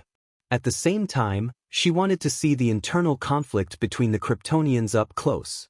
Naturally, she agreed. Not long after, Superman and Louise Lane arrived at the Ministry of Defense. Superman was there to surrender himself, while Louise was there to be captured, half forced and half willingly. The reason was that she claimed on the internet that she knew the true identity of the Kryptonians hiding on Earth. Looking at the furious Louise Lane, Thea was speechless. She came to the Ministry of Defense to talk about freedom of the press? The word fear was not in her dictionary. If it weren't for her father, General Lane, who would have talked to her nicely, she might as well drink a liter of water first before she spoke. Standing at 1.9 meters tall, Superman's red cape fluttered in the wind. He didn't surrender like he did in the original timeline. He hovered outside the Pentagon, waiting for them to come out. It was as if the minister was trying to persuade a suicidal person to commit suicide. He laid out the facts and reasoned with him. There was only one meaning behind his words. He wanted Superman to sacrifice himself for the greater good. On the surface, Superman seemed to be listening to him carefully. In fact, he had already entered a chat channel called Martian Hunter. Once they were out of the high-tech area of the Pentagon, their telepathy returned to normal. Since they knew each other well, Thea was also pulled into the chat room. With the help of the Martian Hunter's powerful telepathic ability, the three of them started chatting telepathically under everyone's watchful eyes. Uncle Rong En, are you sure you don't want to do anything? Thea had been wondering about this for a long time. With her, Superman, and herself, the Kryptonians, who had never been exposed to the sun, would be finished in minutes. The Martian Hunter's tone was firm. I want to protect Earth as an Earthling. I won't do anything unless I have no other choice. What kind of situation is considered as a last resort? When this Kryptonian and all of you are dead? Thea rolled her eyes. He obviously wanted to be a bystander, but this guy made it sound so righteous. It was no wonder that he had been teaching psychology classes at the Zhenglian Association every day, cooking for them and cleaning for them. He had reached a new level of idleness. Carla Danvers also wanted to come, but I persuaded her to go back. Rong En, She still needs you to take care of her. Superman's voice was a little sad. On one side was his fellow Kryptonians, and on the other side was the Earthlings who had raised him. He didn't know what to choose. Maybe he just wanted to take it one step at a time. Miss Thea, if possible, please take care of my foster mother for me. Seeing that he was saying his last words, Thea had to nod and agree. His mother must be that peasant woman. Her name was something like Martha. Superman looked like he was going to the execution ground as he ended the conversation between the three of them. While he was being lovey-dovey with Louise Ryan, he didn't know that his future father-in-law, General Ryan, was among the onlookers. Although he was curious as to who this old man was, this wasn't a game, and his character didn't have a name above his head. Plus, he had too many things on his mind right now, so he didn't pay much attention to it. He let go of Louise Ryan and flew towards General Zod's spaceship. Is this the end of the matter? The African minister asked Thea in a low voice as he asked everyone to go back to work. Should be. Thea laughed secretly. This was only the beginning. But in order not to hurt them, she told a white lie. Where is the grimoire that they want? The African minister suddenly remembered this. Thea shook her head, indicating that she didn't know. However, the minister reminded her that the Kryptonians' biotechnology was at the peak of perfection. The genetic makeup of their people had reached a perfect level. From a certain point of view, they were man-made gods. Superman's father injected the genetic map into Superman's blood and combined it with the device on the Kryptonian spaceship. Both the blood and the device were indispensable. In the original time, Zod was so sad when his spaceship was destroyed by Superman. He felt that the hope of Krypton had been destroyed. Maybe she should make a copy of this data in advance? Their genetic technology was not very useful to her. But even if it couldn't help her, it would still be beneficial to Moira, Malcolm, and the others. But these things could only be done secretly. She couldn't let these politicians know. Thea was secretly planning her plan. Time was also slowly moving forward. Sir, 2 small spaceships have entered the atmosphere. A lieutenant reported. Calculate their landing point. General Swanvik hurriedly asked. These aliens would go back on their words after getting the item. At the same time, he felt lucky. If they landed in another country, he wouldn't have to worry about them. But the lieutenant's next words shattered his fantasy. Sir, the landing point is in Kansas. General Swanvik's expression was as if he had eaten expired food. His face instantly turned yellow. Was it too late for Kansas to become independent? I'll go take a look. Thea didn't wait for him to speak. She took the initiative to accept the mission. If she remembered correctly, Zod and the others were looking for the alien spaceship that Superman had when he was young. She had promised Superman that she would take care of his adoptive mother. No matter what, she had to do something. Kryptonians. Thea felt her fighting spirit rising rapidly as she flew.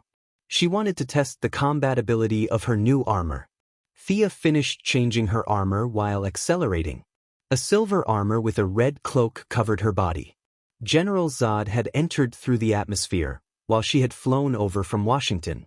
Their speeds were about the same, but they were much closer to Sia. She had checked Clark Kent's farm from the armor's onboard computer and arrived at the destination first. I'm Clark's friend. Old lady, you should hide first.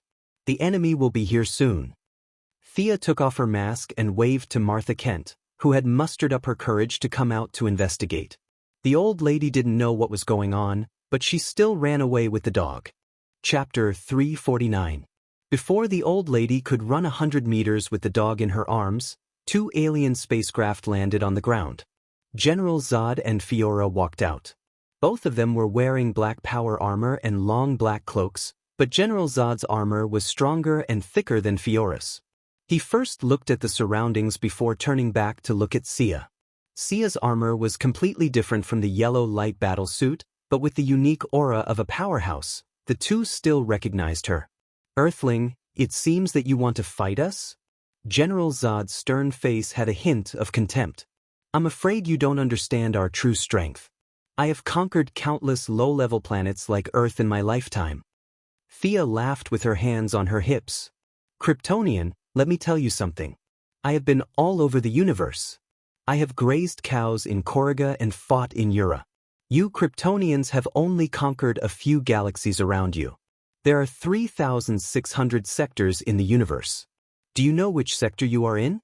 Remember, you are in Sector 2813, the neighbor of Sector 2814 on Earth. Next time someone asks you, you can answer him loudly. Ha. After that, she looked at General Zod as if he was a country bumpkin. What the F***CK?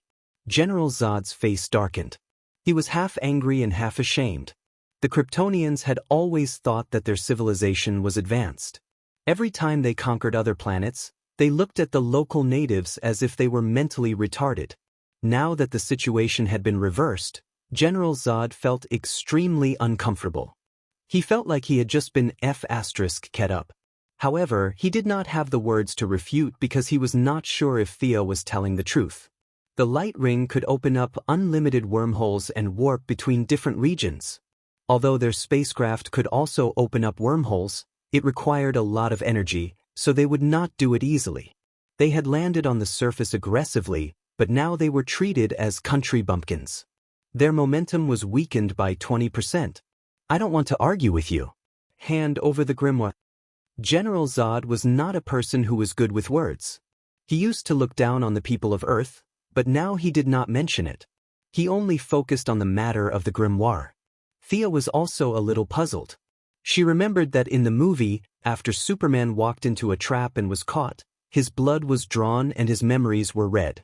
However, he quickly caught up with them. She had been talking nonsense with them for a long time, but where was Superman? Is it because Louise Ryan didn't board the spaceship? Was that why he took so much time to escape? If he hadn't come to Kansas, wouldn't his adoptive mother be dead for sure? Exhaling a mouthful of turbid air, the white dwarf star converter on his chest began to violently output energy. The magic runes on the inner layer were all lit up, and the large red cloak fluttered even though there was no wind. There was a hint of heaviness in the air. Show me what you're made of. As soon as Thea finished speaking, the thrusters under her feet abruptly kicked off, propelling her body high into the air. She drew an arc in the air and threw a punch at General Zod.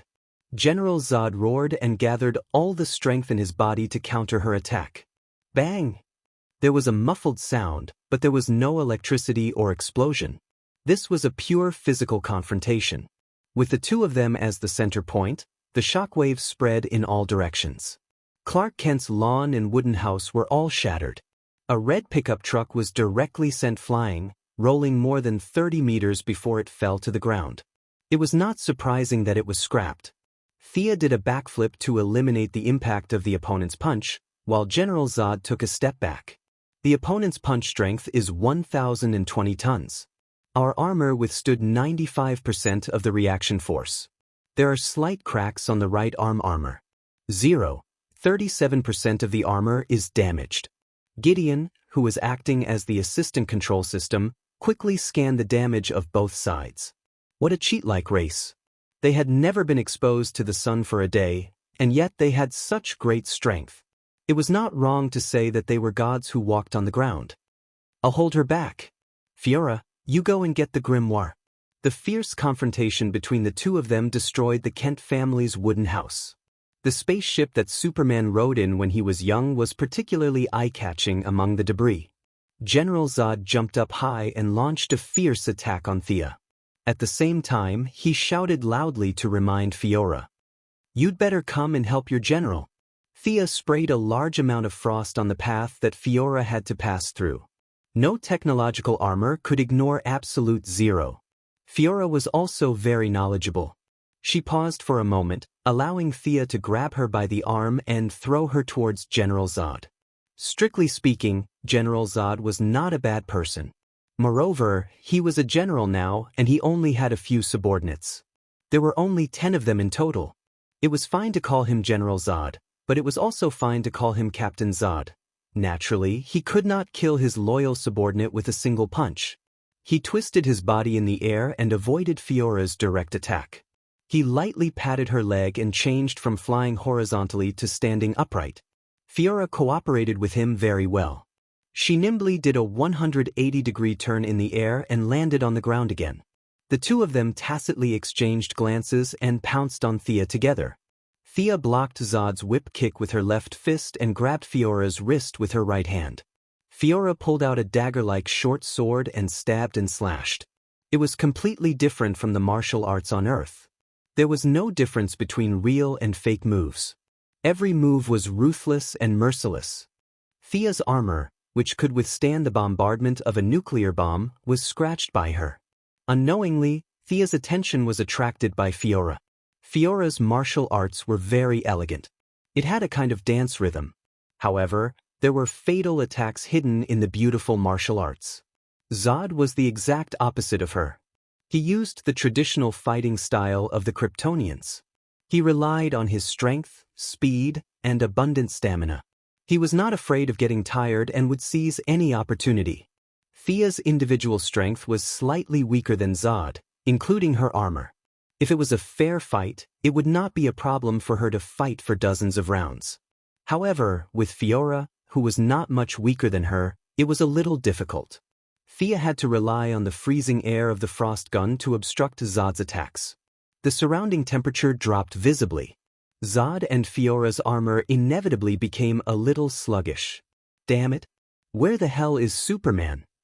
Should I leave now? Thea was a little depressed as she punched Zod again. What she did not expect was that Zod did not use much strength in his punch. Instead, he borrowed the force of her punch and flew into the wooden house behind him. Thea was just about to chase after him when she saw Fiora rushing towards her as if she did not care about her life. The dagger in her hand flashed with bright electric arcs. The dagger could cut through armor without electric arcs. Now, the electric arcs were definitely not for decorative purposes. Thea did not know the power of the dagger, so she did not dare to take it head-on. She dodged 2 consecutive attacks. On the other hand, Fiora had completely given up on defense. Every attack was aimed at her vital points. It was not difficult to guess what she was thinking. She was trying to stall Thea. No, the central grimoire is not here. General Zod shouted as he jumped out of the wooden house wreckage. He looked at Thea immediately. Did this earthling know something? However, he saw Martha Kent hiding far away from him from the corner of his eyes. He instantly had an idea. Chapter 350. That old lady must know something. Fiora, you continue to stall that earthling, I'll go catch that old lady. General Zod's voice was extremely loud, and it was estimated that everyone within a 2-mile radius could hear him. This was where his brilliance lay. He could not only inform his subordinates of his purpose, but also cause trouble for Thea's actions. Zod did not believe that the other party had come all the way here to protect an earthling's old lady. This was a blatant conspiracy, and Thea was indeed affected as he expected. That old lady didn't go far. Thea was superior to Fiora in terms of martial arts and strength. At this time, she already had the upper hand, and Thea had already knocked away the dagger that was emitting electric arcs. Hearing Zod's sudden shout, Thea was really shocked. This American old lady was really not afraid of death. She's not running even after such an earth-shattering fight. She kicked Fiora away and turned her head to look at Martha Kent's position. Oh my God! She saw the old lady hugging a dog and hiding behind a big tree. She was observing the battlefield with her hand over her eyes. She actually thought that running 300 meters away would be safe. Thea saw that Zod was about to rush forward, and she did not have time to deal with Fiora. The thrusters under her feet were operating at full power, ready to stop him. But an accident happened. Whether it was Thea or Zod, their thinking remained within the scope of normal people. They did not expect that there would be such unreasonable people in this world. A red and blue figure drew a straight line from a very far distance, and with a loud explosion, it crashed into General Zod, sending the iron-blooded general flying a few thousand meters. The angry Clark raised his casserole-sized fist and greeted Zod's face with all his might. How dare you threaten my mother? The momentum was so great that the two of them rushed through the farm, rushed across the road, and destroyed countless buildings along the way. Finally, they stopped in a small town 5 miles away from Kent's farm. Thea glanced at him and stopped looking. Superman still had his old problem, that was, his attacks were not organized. Zod's martial arts skills were much better than Superman's, but he could only barely hold on under the furious Superman's punches. His hood was quickly broken, and the moment his skin came into contact with the sunlight, his super sensory ability was activated. A large amount of chaotic and disorderly information flooded his mind, causing him to have a splitting headache, and his combat power directly fell to the bottom. Thea knew that there would be a spaceship coming to pick up Zod soon. The next time Zod came to Earth, he would not be able to deal with him. With his super senses, super strength, heat ray, and many other abilities, it would be better to leave such a powerful guy to his fellow countryman, Superman. Heh, your general was sent flying. Looks like his strength isn't that great. Come and be my subordinate. I admire your ability. Fiora, who was kicked, stood up shakily. After being suppressed by Thea for so long, her armor was severely damaged. It was just that it didn't break. T. In the face of Thea's brazen surrender, Fiora was furious. She did not have supervision now, but Zod was beaten up by Superman, and his vital signs were rapidly decreasing. She knew that there were spaceships coming to support him. Although she was cursing, there was still a shadow in her heart. Could it be that the invincible general had been defeated? Thea, who was good at brainwashing people, felt a slight change in her. Without the right guidance, this shadow would quickly be filtered out from the brain by the subjective consciousness. But what was the situation now? They were in the middle of a battle. Fiora's ability was very good. She had brains, combat power, and a certain vision. Coupled with her excellent Kryptonian bloodline, she was the third subordinate of the Yellow Lantern Corps that Thea was going to recruit. As a long-term adjutant, she was competent for most of the work. Whether it was taking over the Yellow Lantern Corps in the future or fighting on Earth, she would be a capable assistant. But all of this had to be done secretly. Superman could know part of it. After all, they were compatriots, but the U.S. government must not know about it. Thea's Eye of Horus had seen that the Kryptonian fighter had picked up General Zod, and at the same time, the U.S. military aircraft were rapidly approaching her. Thea did not hold back anymore. A large amount of water magic was injected into the armor. Because of Kamal, the shark god, this armor was not very good at all kinds of attributes. Only the water attribute performance of the armor could be exerted at 200%. Thea directly persuaded Fiora to surrender. She was not that good at talking. She was going to capture Fiora alive and bring her back for training. But Fiora's combat power was not ordinary. She was not a watermelon that could be picked casually. Plus, the U.S. military was approaching, and there was not enough time. If it was before, Thea would have no choice but to give up and wait for the next opportunity. But the passive attribute of this armor gave her a new option, and that was to fight in the water. In the water, her combat power would be greatly enhanced, and her opponent would be weakened. Plus, the seabed was very well hidden. Presumably, the Atlanteans would not tell the Pentagon. Come with me. Two dark blue magic tentacles stretched out from Thea's armor. In Fiora's confused eyes, they grabbed her and flew out of Kansas, all the way south, Oklahoma and Texas. Fiora struggled desperately, but the magic tentacles were very tight. In the end, she followed Thea and plunged into the bottom of the Gulf of Mexico. What are you doing? Fiora roared. As Thea expected, their armor could fight in the water, but the ability was very weak. It could only be said that it had the ability to fight underwater. As for the extent of this ability, it could be seen from the constant alarms on her armor. I'm going to take you to see the vastness of the universe. Your vision is too narrow. You have no idea how big the world outside is. Thea was full of nonsense. She just swam to the deep sea area. Fiora was so angry that she almost vomited blood. Although she had heard this before, she still felt that it was too annoying. It was as if the Kryptonians were uncivilized aborigines. In the past, they were the ones who felt superior and used this to criticize others. Now that the situation was reversed, how could she not feel aggrieved? The most important thing was that Fiora did subconsciously believe Thea's words. Previously, General Zod only vaguely knew about the Green Lantern Corps. Out of caution, he did not argue with Thea, which was a kind of tacit agreement. Fiora, who had always regarded General Zod as a leader, misunderstood him and subconsciously developed the concept that the Kryptonians were frogs at the bottom of a well. It could be said that General Zod's caution inadvertently helped Thea. Thea's swimming speed was very fast. Although she was carrying a person and Fiora was constantly struggling, her speed was still more than 1,000 nautical miles per hour. No sea creature or submarine could catch up with her speed.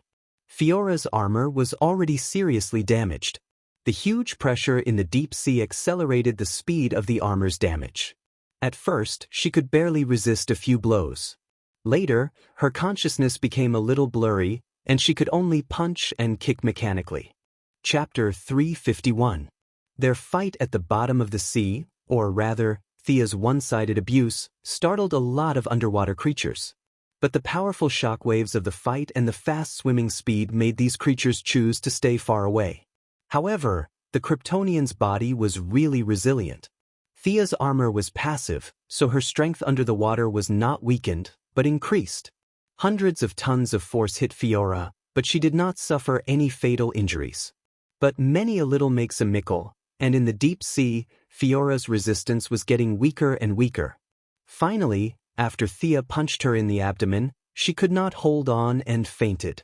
Phew! Thea was also exhausted. It was too tiring to use physical attacks to fight the Kryptonians. The body of this kind of genetic science was too strong.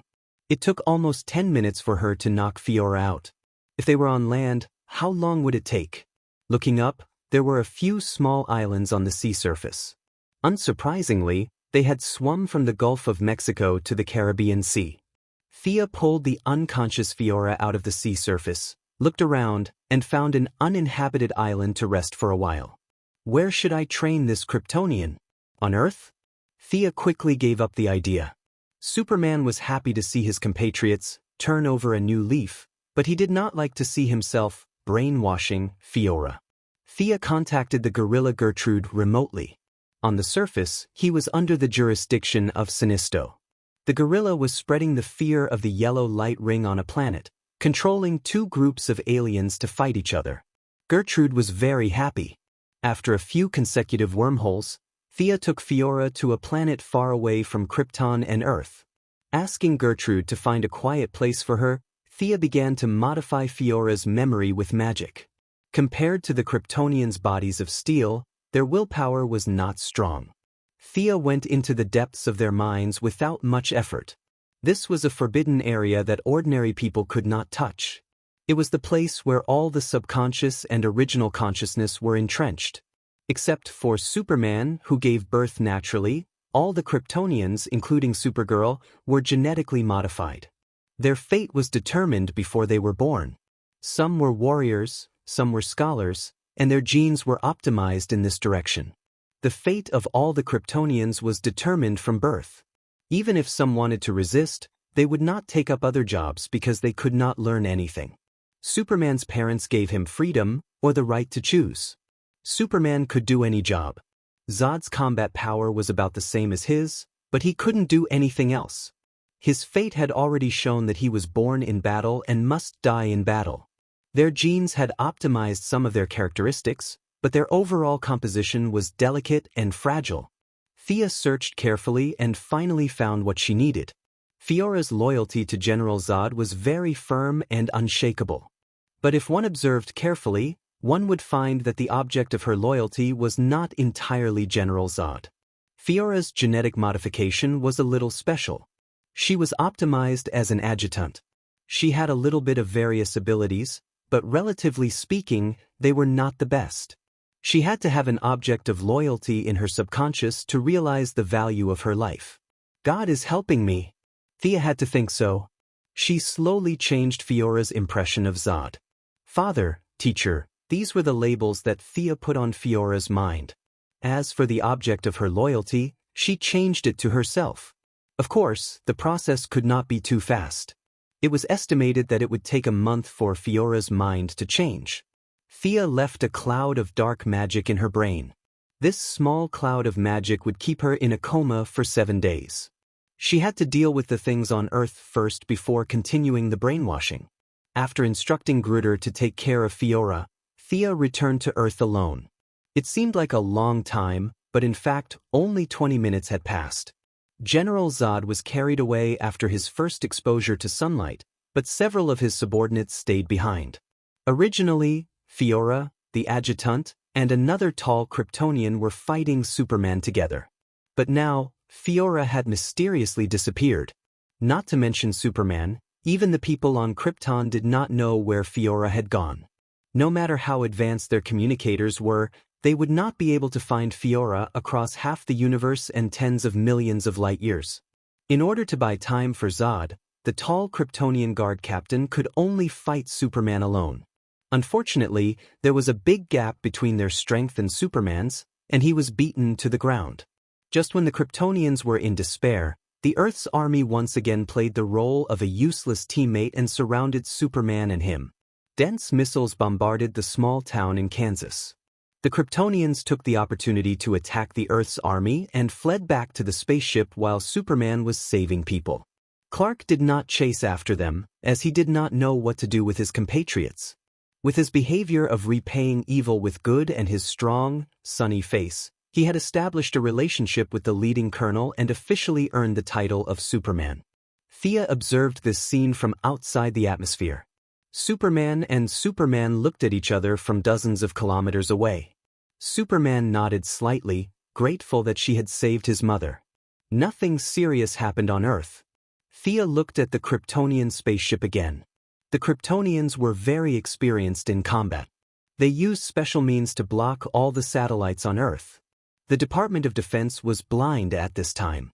They could not see anything in space, which made it easier for Thea to carry out her next plan. She did not act rashly. Instead, she looked at the spaceship attentively and almost laughed out loud. Several people on the spaceship did not know that General Zod's body cells were undergoing qualitative changes due to his sudden exposure to the yellow sun. They thought that there was some kind of virus on Earth. They pushed General Zod into a super-advanced medical cabin and were busy disinfecting and sterilizing him. The timing was perfect. Thea was worried about when to get the genetic configuration map. Combined with the central tome in Superman's blood, the scientists on the spaceship had restored the Kryptonian genetic configuration program. Once General Zod recovered, they could transform Earth and rebuild Krypton. The time between restoring the map and the spaceship's explosion was very short. Thea had to admit that she was very lucky. Among this group of Kryptonians, only General Zod and Fiora were powerful. The rest of them were not worthy of Thea's attention. She directly opened a portal outside the atmosphere, stepped out, and entered the spaceship. Who is it? The Kryptonian scientist, who was debugging with his head down, did not realize that an outsider had come in. He did not look up and asked casually in the Kryptonian language. I'm just looking around. Thea switched the ring's language to the Kryptonian channel and replied with perfect pronunciation. The Kryptonian scientist did not notice at first, but soon realized that something was wrong. The Kryptonians had a clear division of labor. Everyone had a strong purpose in doing things. How could someone say, looking around, in such a casual tone? Chapter 352. His brain sensed that something was wrong, but he was not a warrior. He looked back reflexively and saw an iron fist gradually expanding in front of him. Then, everything went black, and he could not see anything. TSK Tisk. Thea shook her hand. This guy was too weak. The weakness of genetic modification was too obvious. Fiora could take 100 punches of this level without batting an eyelid, but this big-nosed Kryptonian scientist could be knocked down with one punch. The gap was too big. Thea then put her hands on both sides of the Kryptonian scientist's head and began to read his mind with her modified version of the Martian manhunt. This scientist might have a sharp mind and was good at doing research, but his willpower was worse than Fiora's. All the memories were placed in an orderly manner, waiting for an outsider to read them. Thea learned how to operate the main console without hesitation. The Kryptonians were limited by the rule of technological planets that did not allow the development of artificial intelligence. They had created a pseudo-artificial intelligence that did not have the ability to think logically and could only execute orders. Thea took out the communication interface of the power armor and used the authority of the Kryptonian scientist to turn off the pseudo-artificial intelligence on the spaceship. She then connected Gideon to the Kryptonian system. "Scan and copy all their data," Thea ordered. After receiving the order, Gideon quickly started the file transfer, and a large amount of data began to enter the power armor's memory. "Who are you?" In less than 2 minutes after the data transfer, some of the backup data still caused the spaceship's alarm to ring. The tall guard captain, who was beaten up like a dog by Superman, rushed over when he heard the spaceship's alarm. But when he saw Thea, an outsider, he was obviously confused. Only Zod and Fiora had seen Thea in her yellow light costume, but now both of them were unconscious. During the battle on Earth, several Kryptonians had seen her through the monitor, but at that time, she was wearing a power armor. In other words, her yellow light costume was a new look in the eyes of the Kryptonians. "What are you doing?" The tall guard captain saw that she did not respond and asked again. In less than 30 seconds, the remaining people on the spaceship also came to the main control room. They had lived on this spaceship for 30 years. They were so bored that they almost named the microorganisms on the spaceship. Now that Thea had jumped out, they were at a loss for words. Krypton was a hierarchical planet. Several Kryptonians looked at the guard captain, who had the highest military rank, and waited for him to make a decision. If Zod and Fiora were here, they would have started the battle long ago. However, his way of thinking was still stuck at the stage of obeying orders and listening to commands. He was completely dumbfounded when he was asked to make a decision all of a sudden. Thea didn't know about his hesitation, but she didn't mind stalling for time. For a moment, it was very quiet, and only the alarm on the spaceship could be heard after the information from the mainframe computer was read. "Take him down." The guard captain finally gave the order. Although it was an order, there were only 10 people on the spaceship, including the leader and the soldiers. Zod and the big-nosed scientist were dizzy. Fiora was countless light years away. Plus, there was a lab technician who couldn't fight, a spaceship mechanic, and a medical staff who was still taking care of Zod. The Kryptonian guard captain rushed up with 3 of his subordinates. Thea was too close to the control panel, so they didn't dare to use laser weapons. They were going to take down Thea with their skillful combat skills and ask her who she was. Thea was also waiting for the data to be transmitted. She wanted to have a fight with her fists and legs. She used the chosen talent, Eternal Night. Except for Fiora, who was far away in the sky, all of these guys were men. Her overall strength was suppressed by 30%. After that, she conjured a miniature version of Ares and fought with them with a spear. In outer space, there was no need to worry about Diana's feelings. The Ares that Thea conjured had the same appearance as herself. He wore a horned helmet, a half-body armor, a leather apron, and Roman shoes.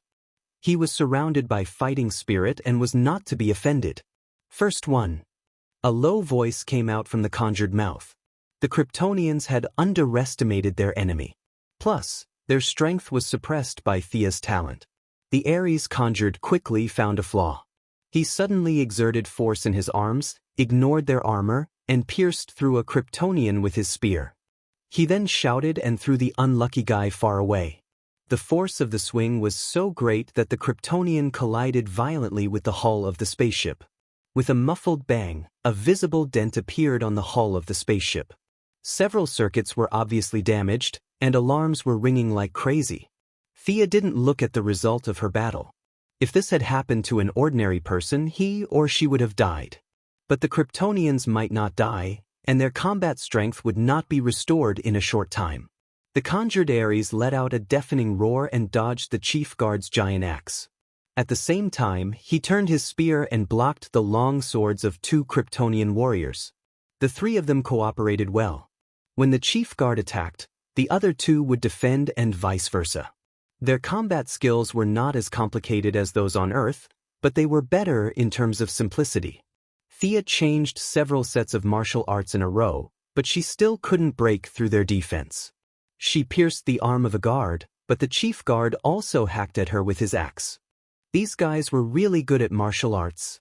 She replenished the yellow energy and conjured Ares with a new look. The 3 of them were a little speechless. Could this thing be killed? The Kryptonian warriors had this question in their minds.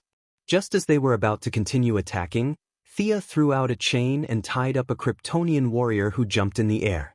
When he landed, she lifted her foot and kicked him in the lower abdomen, sending him flying to the other two enemies. The two of them quickly put away their weapons and hurried to pick up their companions. After fighting for so long, Thea could see that the Kryptonians were very close to each other. She just wanted to buy time to copy the data, not kill them. Thea had always valued knowledge. This spaceship was modified from a Kryptonian prison, and after 30 years of hard work, there were many more spaceships in the universe that were more advanced than this one. She conjured Diana's lasso and tied up two non-combatants who were watching the fight. She shook her wrist and threw the lasso at the chief guard. "They are not combatants," the chief guard roared and went to pick up his companions. Thea didn't care whether they were combatants or not. The lasso she conjured seemed to come alive and tied up the Kryptonian warrior who was seriously injured earlier. She clasped the neck of the seriously injured warrior like a villain. "Don't come over. I will kill him if he comes over." Apparently, the chief guard had never watched such a TV series. He was so angry that his mouth was trembling. He kept saying things like, "You don't have the honor of a warrior," and "Come at me if you dare." Chapter 353. When the replication of the data reached 100%, Thea threw out the hostages. While they were busy trying to save the hostages, she shouted and threw the golden spear in her hand at the weak point of the spaceship. The spear was as fast as lightning. Thea threw it out fiercely, and it pierced a big hole in the spaceship while the Kryptonians roared in horror. Whoosh! The broken hole was followed by an unparalleled suction force. At this time, it could be seen that the Kryptonians were physically strong. They had the ability to fly in space, and they were not as panicked as humans. Several of them held on to fixed objects or pulled their companions, but none of them flew out. "Everyone take care." Thea felt a little regretful that she did not see their panicked expressions. Although they might not want to see her again, Thea still said goodbye to them. She summoned the aircraft and got out of the hole. Thea did not return to Earth. Instead, she observed from a distance. She saw that the Kryptonian spaceship was constantly on fire. Although there was no oxygen in space, they carried a lot of oxygen on the spaceship. Explosions occurred from time to time. Despite their efforts, the spaceship's orbit was inevitably tilted, and it was faintly colliding with Earth. Let's call it a day. Thea had gotten everything she needed. The Kryptonians looked like humans, but they were not the same species. They were not of much help to her body that had been transformed by divine power, but she could use the Kryptonian gene modulation technology to strengthen the physique of her parents and two brothers. She flew directly to a nearby planet, put away the aircraft, and opened a portal to return to Earth. She did not want to care about the big swaying target in the air. Whether Superman flew up to fight it or the Earthlings blew it up with some black technology, it had nothing to do with Thea. She pretended to be injured and flew slowly back to the Ministry of Defense. "Sorry, the alien was too strong. I couldn't catch her and let her escape." Thea gave them the illusion that Fiora had run back to the spaceship. General Swanwick repeatedly said that it was okay. He was quite concerned about her and asked if she was hurt. Compared to Superman, an alien with boundless abilities, Thea, an Earthling who he knew well, was much more precious. Although the foreigners had never heard of this saying, the principle was the same. She was one of their own, so she was trustworthy. Therefore, they took the opportunity to label Thea. Thea's materialization ability, according to the analysis of several experts at the Department of Defense, was nothing more than imagination. The battle with Zod was nothing more than a power armor. The authorities were not afraid of technological weapons at all, but they were afraid of Superman, who could fly thousands of miles with a single punch. After General Zod obtained the Krypton gene modulation blueprint, he immediately split his spaceship into two and headed to the north and south ends of the Earth in an attempt to modify the Earth's climate and turn it into a new Krypton.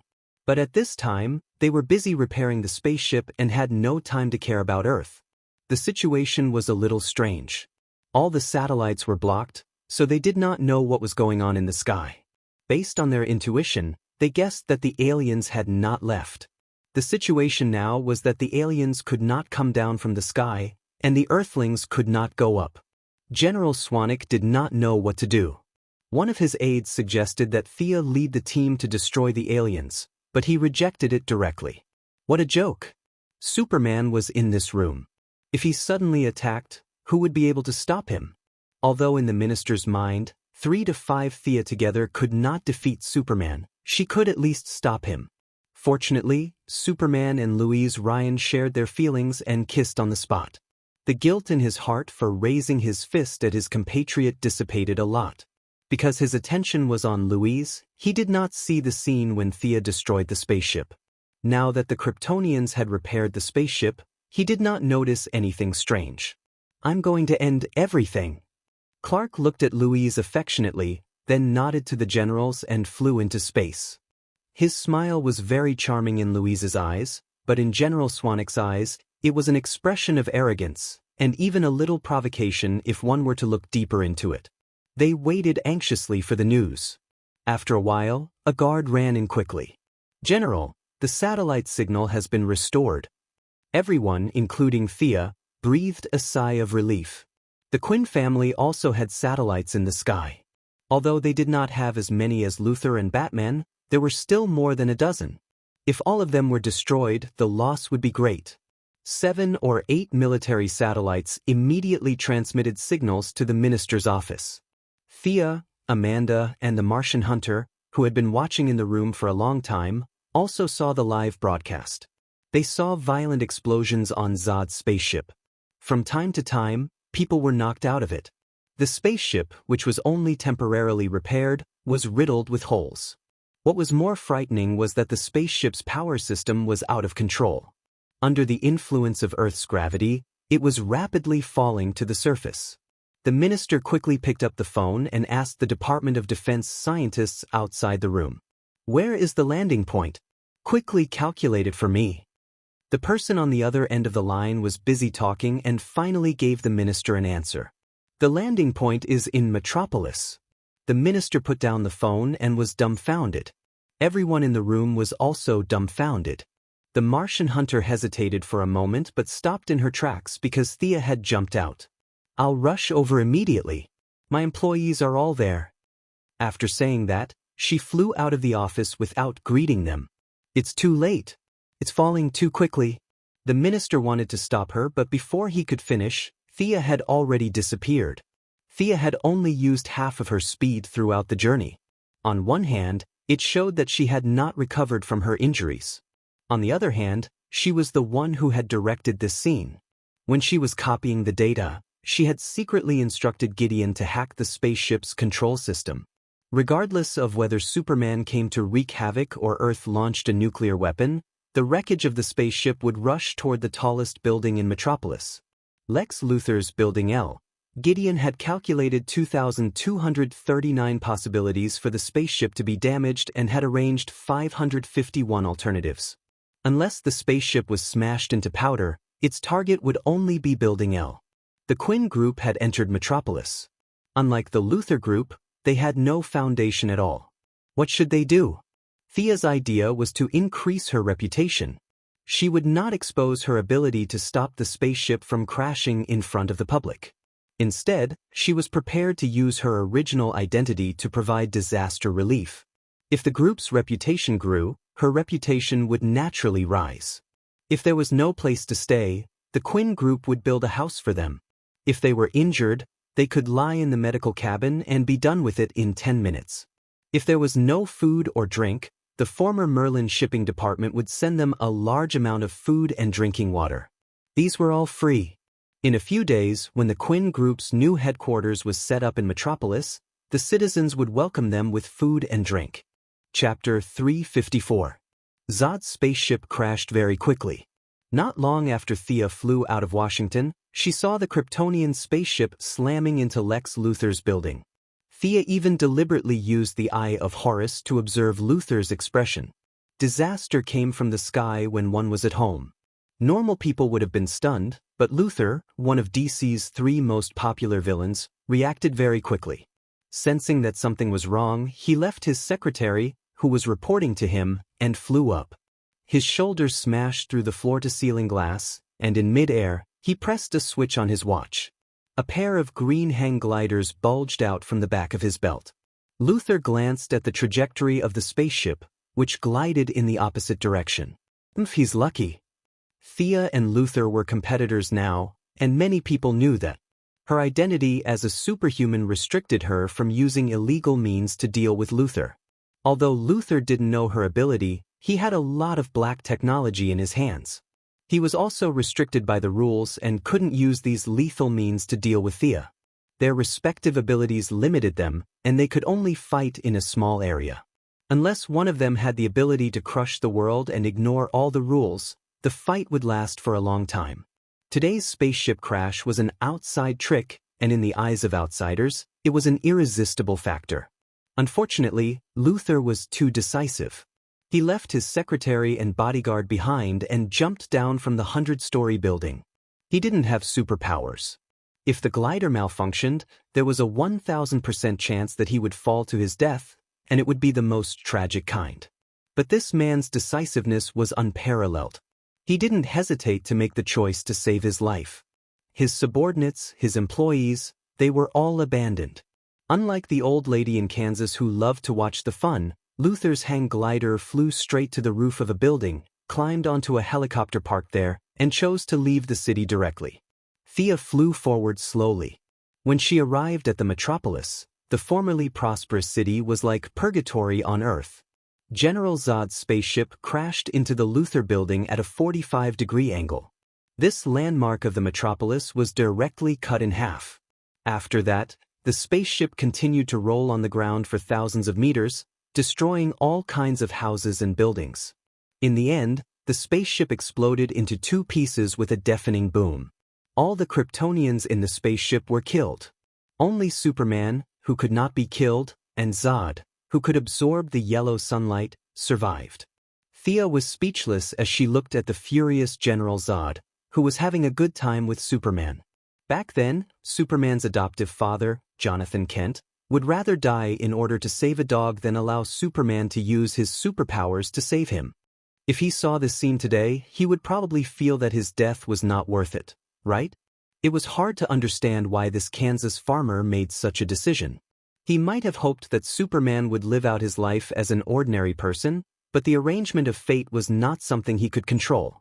Superman still went against his wishes and walked in front of everyone, taking the most important step in the eyes of the world. The Metropolis Library, the Food Center, the Art Center, and other buildings were reduced to ruins during the fight between the two.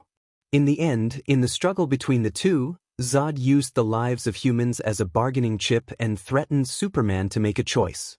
Superman had no choice but to follow his heart and become an Earthling, killing General Zod.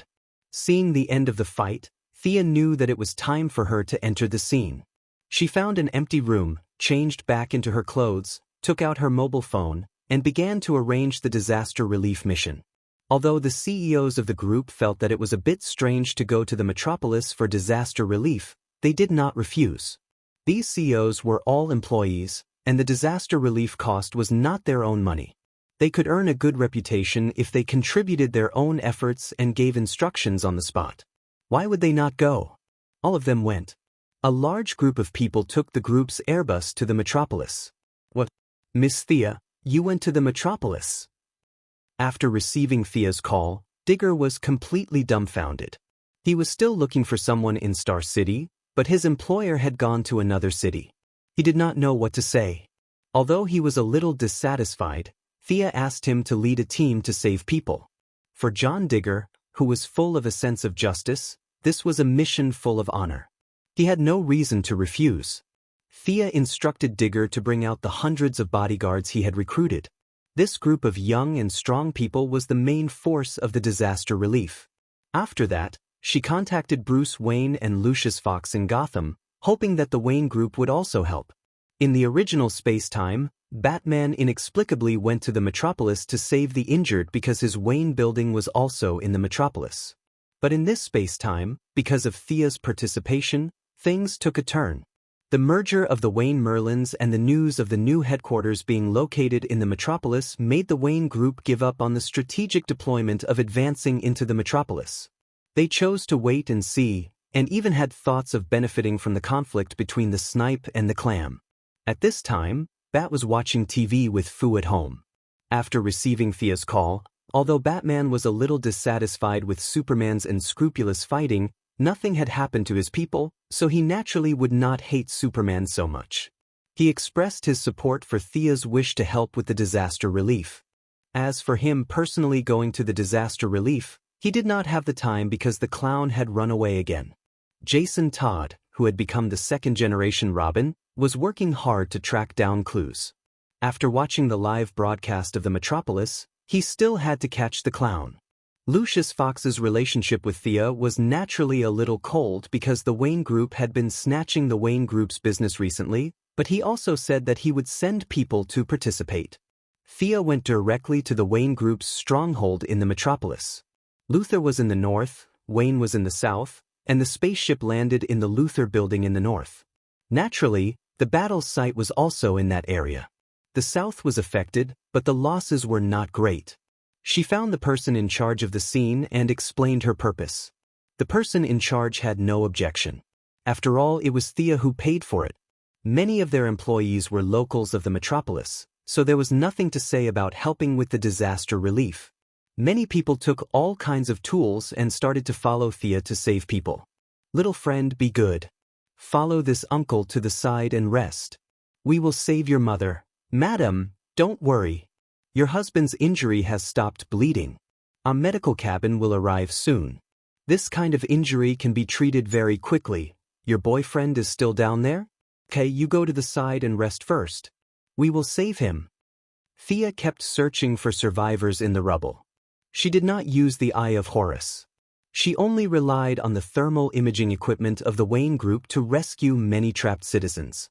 Now that she had been on many television interviews, she was also a celebrity. Even if there were people who did not know her, they would know who she was after being introduced by the people around her. She was a good person. It was rare to see such a conscientious capitalist. People had a herd mentality. More and more citizens gathered around her. Chapter 355. Everyone worked together to speed up the rescue operation. Digger and his bodyguards also arrived at the scene. They all wanted to show off in front of their new boss, so they fought to be the first to join the rescue operation. The team gradually moved from the South City to the North City. Many hot-blooded citizens who were not injured also automatically followed Sia's team. After all, Sia's team was very capable and had a large number of people. They could even be said to be the only rescue force in the city. Please, God, can someone help me? Thea heard a faint voice calling out to her. Get a few people to follow me over there. Thea did not have time to explain. She led Digger to the west. She saw two middle-aged men trying to pry open a stone slab. A woman was struggling in the gap. Editor Perry? Sia realized that this was an acquaintance.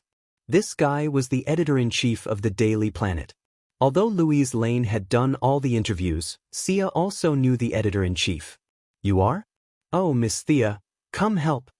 At first, the old man didn't see who Sia was. In order to increase her reputation, Sia, who was a little bit of a clean freak, also went all out. Now, her face was covered in dust. If he didn't look carefully, he wouldn't recognize her. More than 10 strong men rushed forward and rescued the female reporter who was pressed down below. Is everyone okay? The female reporter had just crawled out and hadn't even caught her breath when she saw Louise Ryan running over from afar. Louise did not know that Sia had been involved in this matter, either openly or covertly, but she recognized Sia in an instant. The two of them greeted each other, and at the same time, a thought appeared in their minds. Why is this guy here? Sia's thoughts were very simple. Why did she always see this guy in dangerous places? Is there a mistake in my memory? Is Louise Lane not an ordinary person? Does she have the ability to teleport to wherever there is danger? I remember that she was in Washington before this. She looked behind Louise Lane and saw that a large number of American troops had entered the city. General Swanwick was directing the rescue operation with a righteous face. *CK. How dare you fight with me for prestige? Thea couldn't take it anymore. She told the people from the Daily Planet to go back and rest while she led the rest of the team to harvest the worship of the citizens. Superman had originally planned to call it a day and go home after the fight. However, when he saw Thea helping with the disaster, he thought about it and started to rescue the citizens. Most of the people would form 3 groups to help the disaster relief. Superman was busy working alone. Ordinary people couldn't keep up with his strength and speed, and the ruins were all caused by his battle with Zod. Now that Zod was dead, the resentment of the citizens would naturally be vented on him. Although he had indeed helped a lot of people, it was impossible for the citizens to be grateful to him. The other 2 groups of rescuers were Thea and the military. Both of them had a lot of followers following behind them. Thea seemed to be more approachable. She actively helped the injured and treated everyone equally, regardless of whether they were rich or poor. General Swanwick's image wasn't as good.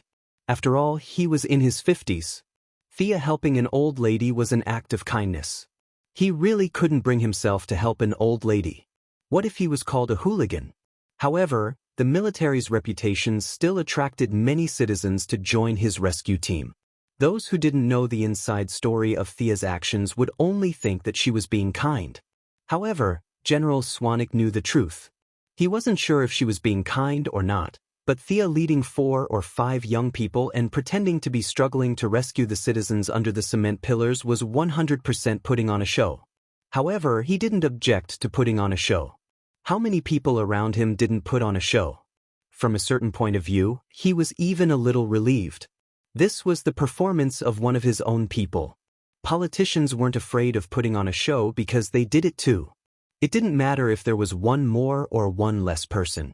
What they were afraid of was someone with impeccable moral integrity. For example, the guy in the blue tights and red cloak in the distance, who was known as Superman, had perfectly demonstrated what it meant to have his feet touch the ground. He had been hovering in the air to rescue people, and his feet didn't touch the ground at all. This made General Swanwick feel a little empty. Could such a person really obey the orders of the country and respect the Constitution? General, the young heir of the Quinn Group wants our transport plane to help her transport the medical pod? One of the African minister's subordinates reported to him. Thea didn't intend to reveal her identity in front of everyone. The African minister immediately understood what she meant and nodded in agreement. Benefits were also a way to build relationships. It couldn't be a one-sided effort. Only by helping each other could the relationship be stable. The 2 didn't communicate with words or eyes. They completed the cooperation tacitly. With the orders of the Minister of Defense, the military transport plane C-17 was mobilized quickly. In less than half an hour, the medical pod produced by the Quinn Group had been transported to the metropolis. 70% of the injured citizens had external injuries. A series of debridement and suturing work could be completed within 10 minutes of lying in the medical pod. The medical personnel on the scene were still dissatisfied with this kind of technological equipment for destroying their livelihood, but they were secretly relieved that their workload had been greatly reduced. Superman could destroy the world, but he didn't have the ability to heal. Seeing that Thea's medical ability was fast and that countless seriously injured people were transported over, the citizens finally had a good impression of him under his perseverance. They were no longer as cold as before. However, medicine couldn't cure diseases. No matter how heaven-defying the medical pod was, it couldn't save the dead. When the rescue team arrived at the ruins of the former Luther building, a large number of the dead were transported out. The impact was swift and violent. Many people were not as decisive as Luther and were directly buried under hundreds of tons of rubble. Superman didn't know that his ability was strongly feared by the military. With the combination of X-ray vision and super strength, although most of the buried people were dead, he still rescued a few seriously injured people. Chairman, we found Mr. Luther's secretary. She's seriously injured. A senior executive whispered to Thea. Thea had already seen the secretary sent out by Superman, Mercy Graves. This woman was not only Luther's secretary, but also his bodyguard. She was extremely skilled and could even exchange a few blows with Death Knell. She was loyal to Luther. The only pity was that her name wasn't good. Mercy? Mercy? Whether it was the original space-time or the present, she had been ruthlessly abandoned by Luther. The secretary sent out by Superman was seriously injured. Her usually cold and delicate face was a little distorted. Although her reaction wasn't bad, she didn't have the technological equipment. The impact was too fast. She relied on her superb skills to avoid fatal injuries. However, falling from a height of hundreds of meters still put her body in a state of near death. Both of her legs were fractured and her organs were severely damaged. With the current medical conditions, it would take a miracle for her to recover. Save her. Thea glanced coldly at the senior executive who wanted to offer advice and stopped him from speaking. Near evening, the construction team of the Quinn Group arrived and built simple houses for all the homeless people to live in. Chapter 356. After taking a stroll outside and finding that the metropolis was safe, Luther and the president, who had been hiding in the basement, also sent a special envoy. The two groups of people arrived at the metropolis at the same time. Before the special envoy could make a passionate speech, he was stopped by Luther, who had arrived one step ahead of him. "What did you say? Ask the government to compensate your building and employees' pensions? Mr. Luther, are you sure you're not overly shocked?" The special envoy was a middle-aged man with a hooked nose. He refused Luther's request without hesitation. "If you don't want to compensate, then the military should pay. In short, your incompetence has caused me great losses. You have to give me an explanation." The long-haired Lex Luthor ignored the angry stares of the special envoy and Swanwick. His expression was solemn and serious. Luthor was different from Bruce, who was severely constrained, and Thea, who had just taken over the group.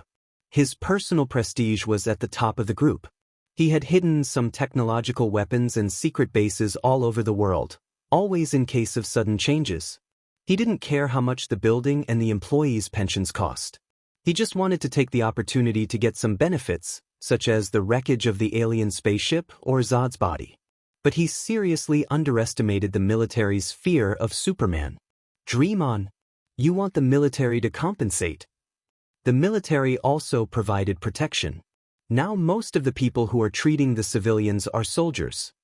Swanwick refused immediately. No way. These things belonged to the military. No one could touch them. Luther's hidden strength was not small, but he couldn't openly confront the U.S. military. His eyes flashed with wisdom, and in the end he chose to wait and see. "Miss Quinn, thank you for treating my employees." Luther was arrogant, but he was not a rude person. On the contrary, he was very polite. Seeing Thea constantly treating the wounded, he immediately rushed over and expressed his gratitude to Thea. "Mr. Luther, you're too polite. This is what I should do. Your secretary, Miss Mercy Graves, is seriously injured. If you have a better way, you should treat her quickly." Thea wanted to see how Luther would respond. Luther's eyes flashed with a strange light. Thea did not intend to let go of this opportunity. She said with a hint of sarcasm, "Miss Mercy's name is not good." "Mercy? Pity." "Hee. Mr. Luther only believes in himself, he doesn't need pity." Lex Luthor still maintained his demeanor as if he hadn't heard anything. He nodded slightly. "I'm going to visit my employee." Thea snorted softly. She didn't expect this little episode to defeat Luther. It had nothing to do with right or wrong. She just felt that the arrogance in his bones was annoying. The treatment lasted for 3 days. Whether it was the president or the various representatives, they went around the metropolis like a merry-go-round. Other than showing their presence, they did not provide any practical help. Because the nature of the incident had not been determined, was it a natural disaster or a man-made disaster? They couldn't even find the culprit. Student Superman had escaped that very night. Now, the person who appeared in the metropolis was a young man from Kansas with old-fashioned eyes. His name was Clark Kent. There were injuries and deaths in the Daily Planet, so there were many vacancies. Naturally, he successfully obtained the position of an intern reporter. These Americans face blindness is too serious. This disease needs to be cured. Can't they recognize him just by wearing ordinary clothes and a pair of glasses? Thea saw Brother Superman pretending to be an ordinary reporter from the corner of her eye and couldn't help but think so. She was now sitting in the audience. A representative from Kentucky, Ms. Joan Vinci, was giving a passionate speech. Thea pretended to listen carefully and clapped from time to time to show her attitude. "Ms. Vinci, what you said was great," Thea said after the meeting. "Thea, you're getting more and more beautiful. What a sweet mouth." Joan Vinci was Moira's political ally. Whether Moira's next step was to enter Congress or run for governor, she would need a lot of supporters. Thea just showed her support and didn't say much. She now had more things to do than these politicians. The cake of rebuilding the metropolis fell into the hands of the Quinn Group. Just the initial estimate was that it could bring in a profit of $1 billion for the group. Luther was naturally jealous, but he was a high-tech group. He had no problem researching technology, but he had to stand aside when it came to building houses. And in the past 2 years, rebuilding Seaside City and Midway City, the Quinn Group's urban construction team was trained. A large number of skilled workers were hard work in itself, so it was useless for other groups to be jealous. After gaining a lot of reputation, the Quinn Group's new headquarters was officially built in the metropolis. The unlucky Luther gave up on the compensation. The original site of his group was forcibly requisitioned by the military because it was the crash site of the alien spaceship. He couldn't win against the military, so he had no choice but to gather his people and choose the site to rebuild Building L. In a short time, the bustling metropolis could be renamed as a big construction site because there were more excavators than cars in the city. That evening, Thea avoided everyone's gaze and changed into a yellow light costume alone. She went to a hidden corner in the city. "Death Knell, what's the matter?" The burly Death Knell walked out from the shadows. His originally burly body was now transformed by the energy of the light ring, making him as strong as a brown bear. "Boss, someone issued a high-reward mission in the underground world." Death Knell was hesitant, but he still said it. "I won't interfere with your mission. I remember I told you before." Death Knell organized his words and said cautiously, "According to my principles, I will accept it. But personally, I am very against it." Death Knell, who valued money more than his life, was there a mission that he didn't want to accept? Thea's curiosity was piqued. "What mission?" "Threaten a rich man who has been in the limelight recently." "In the limelight?" Thea made some connections, and with Death Knell's personally against it, she seemed to have guessed something. "What's the name of the rich man?" Death Knell gritted his teeth, but the hinting technique made him choose to obey. "Quinn Merlin Group's new chairman, Thea Quinn." As if he was afraid that Thea would accept the mission, he quickly added, "I have a good relationship with her brother." "I don't really want to do this mission. F***CK, F***CK, F***CK. Thea could only rely on this to express her dissatisfaction. She wasn't sure if Luther was the one who did this, but it was definitely one of the few people who were jealous of her getting the big cake. Moreover, she actually heard this news from Death Knell. This was too melodramatic. She thought carefully about Death Knell's description. Threaten? The other party seemed to have some scruples as they didn't issue any mission with a bounty. Luther's chances of success increased by 20%. Thea knew that she had to reveal her true identity. She asked Death Knell softly, "Do you know who I am?" Death Knell was a little confused. Why did the topic change? The jump was too big. After thinking carefully, he shook his head, indicating that he didn't know. Thea took off her mask and looked at him speechlessly. "I am Thea Quinn." Chapter 357. Death Knell felt like a crow had just flown over his head. He was stunned for a long time before he realized that his hearing wasn't faulty. He then glanced at Thea's face. That's right. She looked exactly the same as the one that appeared in the news.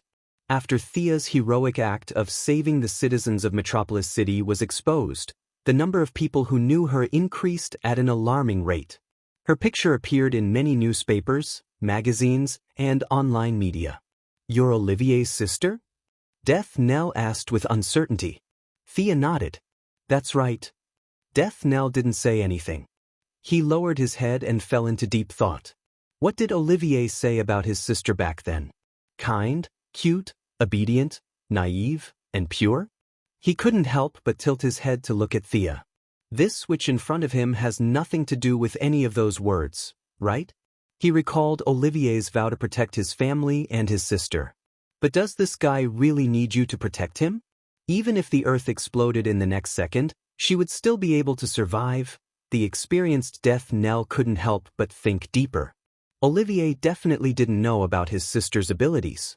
Compared to Thea, who hid her abilities well, Olivier was as innocent as a little bunny who wandered alone on a deserted island while Thea inherited the family business.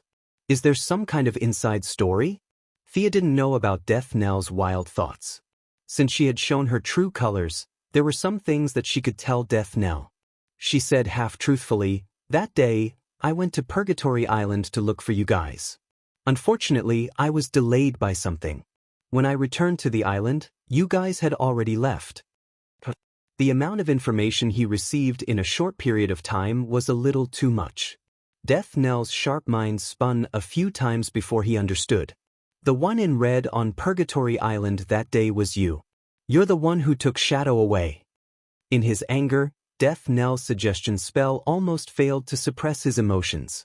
He was halfway through drawing his sword, but his consciousness was still affected by the spell and automatically calmed down. What's wrong? Are you still thinking about Shadow? Your daughter is about the same age as Shadow, right? Thea sneered. Death Knell harumphed. Now that he had calmed down and thought about it, Shadow was just a beautiful object in his heart. It was completely due to his male desire to monopolize her. It was a far cry from love. If Thea hadn't mentioned her today, he would have forgotten about her. The two of them quickly brushed past the past and focused on the present. Death Knell might look like a burly man, but he was actually very intelligent. A few thoughts flashed through his mind, and together with Thea revealing her identity, he immediately thought of many things. You're competing with Luther? Do you suspect that he hired someone from the underground world? Death Knell had seen too many of the methods of these rich people, so it did not take much effort for him to guess the answer. The chances of it being Luther are higher, but it could also be someone else. She did not care about any threats. The weapons on Earth had almost no effect on her. Her only weakness was her family. If she went all out, no matter how high Luther's IQ was, he would not be able to withstand a single blow from her. I know Lex Luthor. He's too smart. Even if you have superpowers, you can't underestimate him. Don't worry, I can roughly guess Luther's mentality. His intelligence made him who he is, but it will also destroy him. He's too arrogant, thinking that he can control everyone's fate. It's just because I stole his limelight. In a few days, he'll find his nemesis. Thea's words were a little confusing. Death Knell did not fully understand, but he was not the type to get to the bottom of things. What do you need me to do? Infiltrate his inner circle and pass on a message? You don't have to do it deliberately. Let nature take its course. Luther doesn't trust anyone, so there's no need to waste your time. Your mission is to continue to take root in the underground world and understand all the dark corners of this world. Thea finished and thought for a moment. You can accept the mission to kidnap me. Just pretend to fight. As for Luther's side, use other channels to issue a mission, regardless of life or death. These rich people have nothing better to do. They just want to put on a show for others to see. As a mercenary, Death Knell was a little dissatisfied with this matter, but he still agreed. On the third day after the two ended their conversation, Thea was attacked. A few days later, she was attacked twice in a row. During the third attack, Death Knell personally took action, but he was repelled by Digger, who was armed with a simple frost gun. Thea was attacked, but Luther's side did not have it easy either. Within a week, he was attacked by gunmen 4 times. The last time, the mercenary Death Archer, who fought alongside Thea against the charm which could not resist the temptation of money and personally took action. He shot Luther's long hair from a distance, but the bullet was blocked by a layer of transparent energy shield. Subsequently, the underground world removed these 2 missions at the same time. Both of them revealed some technological equipment. As for whether it was active or passive, only they knew. Just as Thea predicted, Luther quickly shifted his attention. Ordinary business battles did not have much interest in him. He had his eyes on the superhero who had recently risen in the metropolis, Superman. This pair of old enemies still had the fate of going against each other. Because of the battle between Superman and Zod, where the spaceship destroyed his iconic building, the conceited Luthor was jealous, dissatisfied, fearful, and other emotions mixed with hatred. As for Thea, because she was too busy, some people sent her a signal to stop, and she obediently withdrew the bounty. She spent the extra energy on studying the Kryptonian genetic modulation map. The data was extensive and profound. In the movie, Luthor secretly used Zod's corpse to create Doomsday. This was simply nonsense. The probability of finding information on the superbiological cells invented by the ancient Kryptonian scientists in such a huge amount of data was less than 1 in a billion. Thea was clearly looking for information on Doomsday.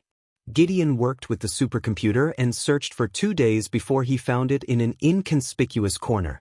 Luthor was very smart and had the so-called level 9 intelligence, but this referred to his IQ. In terms of pure computing power, he could never catch up to an artificial intelligence. It was obvious that someone of a higher level had interfered with his judgment. The mastermind behind this, if there were no surprises, was Dawn Star Darkseid's uncle, the Wasteland Wolf. The other party definitely did not teach Luthor the knowledge of Doomsday just because he was a complete celestial being. There was a lot of inside information. Thea could not see the other party's intention at the moment. She could defeat mortals, but she was a little weak in the eyes of the new gods. She needed to plan ahead. Kill Luthor directly? First of all, Luthor was not easy to kill. Second, if Luthor died, there would be others. There was a company of mad scientists on Earth. What was to come would come, and it would not stop because of one person's life or death. Thea did not want to run away. She wanted to see how strong these new gods were. She ordered Gideon to bring up all the information on Doomsday. She wanted to study it carefully to see if there were any flaws, and if she could even take Doomsday for her own use. Chapter 358. No, it's still not working. Thea flipped through the records of Doomsday from the past tens of thousands of years on Krypton. Countless scientists had tried to control Doomsday and make this biochemical weapon their own. Genetic modification, cell manipulation, targeted therapy, some methods that Thea could think of and some that she had never seen before had been tested on Doomsday one by one. But all these attempts failed without exception. The scientists did not dare to let Doomsday's cells grow, so they had no choice but to seal off the Phantom Zone. Doomsday had been resurrected twice over the past tens of thousands of years. Although the Kryptonians did not have the power of Superman, they still found Doomsday's weakness, which was his fear of kryptonite. Both times, Doomsday was defeated by the sheer number of Kryptonians. The ancient Kryptonian god, Ra, once left a prophecy that Doomsday would return to the world. In order to prevent the recurrence of the disaster, the Kryptonian Supreme Council originally planned to destroy all the data, but in order to preserve the information of Doomsday for future generations, they finally chose to seal it. There were 3 conditions to resurrect Doomsday: Doomsday's cells, Kryptonian corpses, and Kryptonian genetic modification technology. Now, Doomsday's cells were brought out by Zod, who was exiled to the Phantom Zone. Besides General Zod, there were 4 more Kryptonian corpses than in the original timeline. When the spaceship exploded, there might be some corpses that were blown up, so it was hard to count. Thea had all the genetic modification technology in her hands. When she first read the data, she was very rough. It was more like cutting than copying. Plus, the spaceship had crashed. At best, only 10% of the data was left for the military. Even this 10% was incomplete. Some of the data had conclusions but no derivation process, and some had reasons but no results. It was difficult for the scientists on Earth to derive anything from these incomplete data. Thea had tried to participate in the research of extraterrestrial technology, but the military's intention was obvious. They would only allow outsiders like Thea and Luthor to participate if they could not find anything. As for Superman, he wanted to participate. He would wait until all the people on Earth were dead. Everything was back on track, and the citizens of the metropolis had recovered from the shock. The official data was that thousands of people were killed, but Thea was in charge of the medical cabin. According to the most conservative estimate, the death toll was no less than 5,000, and tens of thousands of people were missing. However, This was all Superman's fault and had nothing to do with her. She would rush to the alien planet every few days to modify Fiora's memory to the final stage. In the beginning, everything went smoothly. The image of General Zod gradually became an elder in Fiora's heart, a relative. Subconsciously, she did not reject this kind of scene. However, when it came to the change of allegiance, Thea felt a strong resistance. Fiora's recognition of her was really low. Thea refused to admit defeat and continued to increase her magic output. She had to convince her. Fiora, who was unconscious on the first day, subconsciously lost her loyalty and was filled with confusion. Thea took advantage of the situation and the effect was remarkable. However, there was a sudden change on the second day. Fiora's allegiance was forcibly conjured up in her mind, and it was none other than Thea's old acquaintance, Clark Kent. Damn. Do you know each other? You should pledge your loyalty to him. In the original space-time, you had at least fought with him once, but in this world, Fiora had only met him once when Superman surrendered. The two of them weren't familiar with each other at all.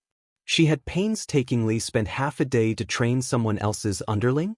Thea was not so selfless. Her magic continued to pour in. On the third day, something even more devastating happened.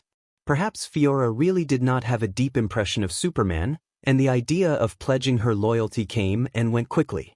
However, there was an inexplicable mission to continue Krypton in her mind. It sounded great and noble, but Fiora's subconscious thought was that the way to continue Krypton's mission was to give birth to babies for Superman. Thea directly spat out a mouthful of old blood. Just thinking of the image made her irritated. She might as well pledge her loyalty to Superman. In desperation, Thea could only wake Fiora up. In order to get her wholeheartedly support, she had to break her original worldview. It was too easy to break the worldview of the Earthlings. She just had to drag them to another planet. Although it was more troublesome to deal with this Kryptonian, there were still ways. Where is this? Thea withdrew her magic from Fiora's mind. The Kryptonian's powerful self-healing ability kicked in. She quickly sat up and looked at the purple sky outside the house. She asked with uncertainty, "If Krypton and Earth are in the south of the universe, this is the west. It's a planet in Sector 1125. With the speed of your Kryptonian spaceship, you can return home in about 812 years." Thea replied with her arms crossed. It was good news that the Kryptonian spaceship did not start a war. General and the others? Fiora's voice returned to normal, as if she was asking about something unrelated to her. General Zod was a true warrior. He was born on the battlefield, and he died on the battlefield.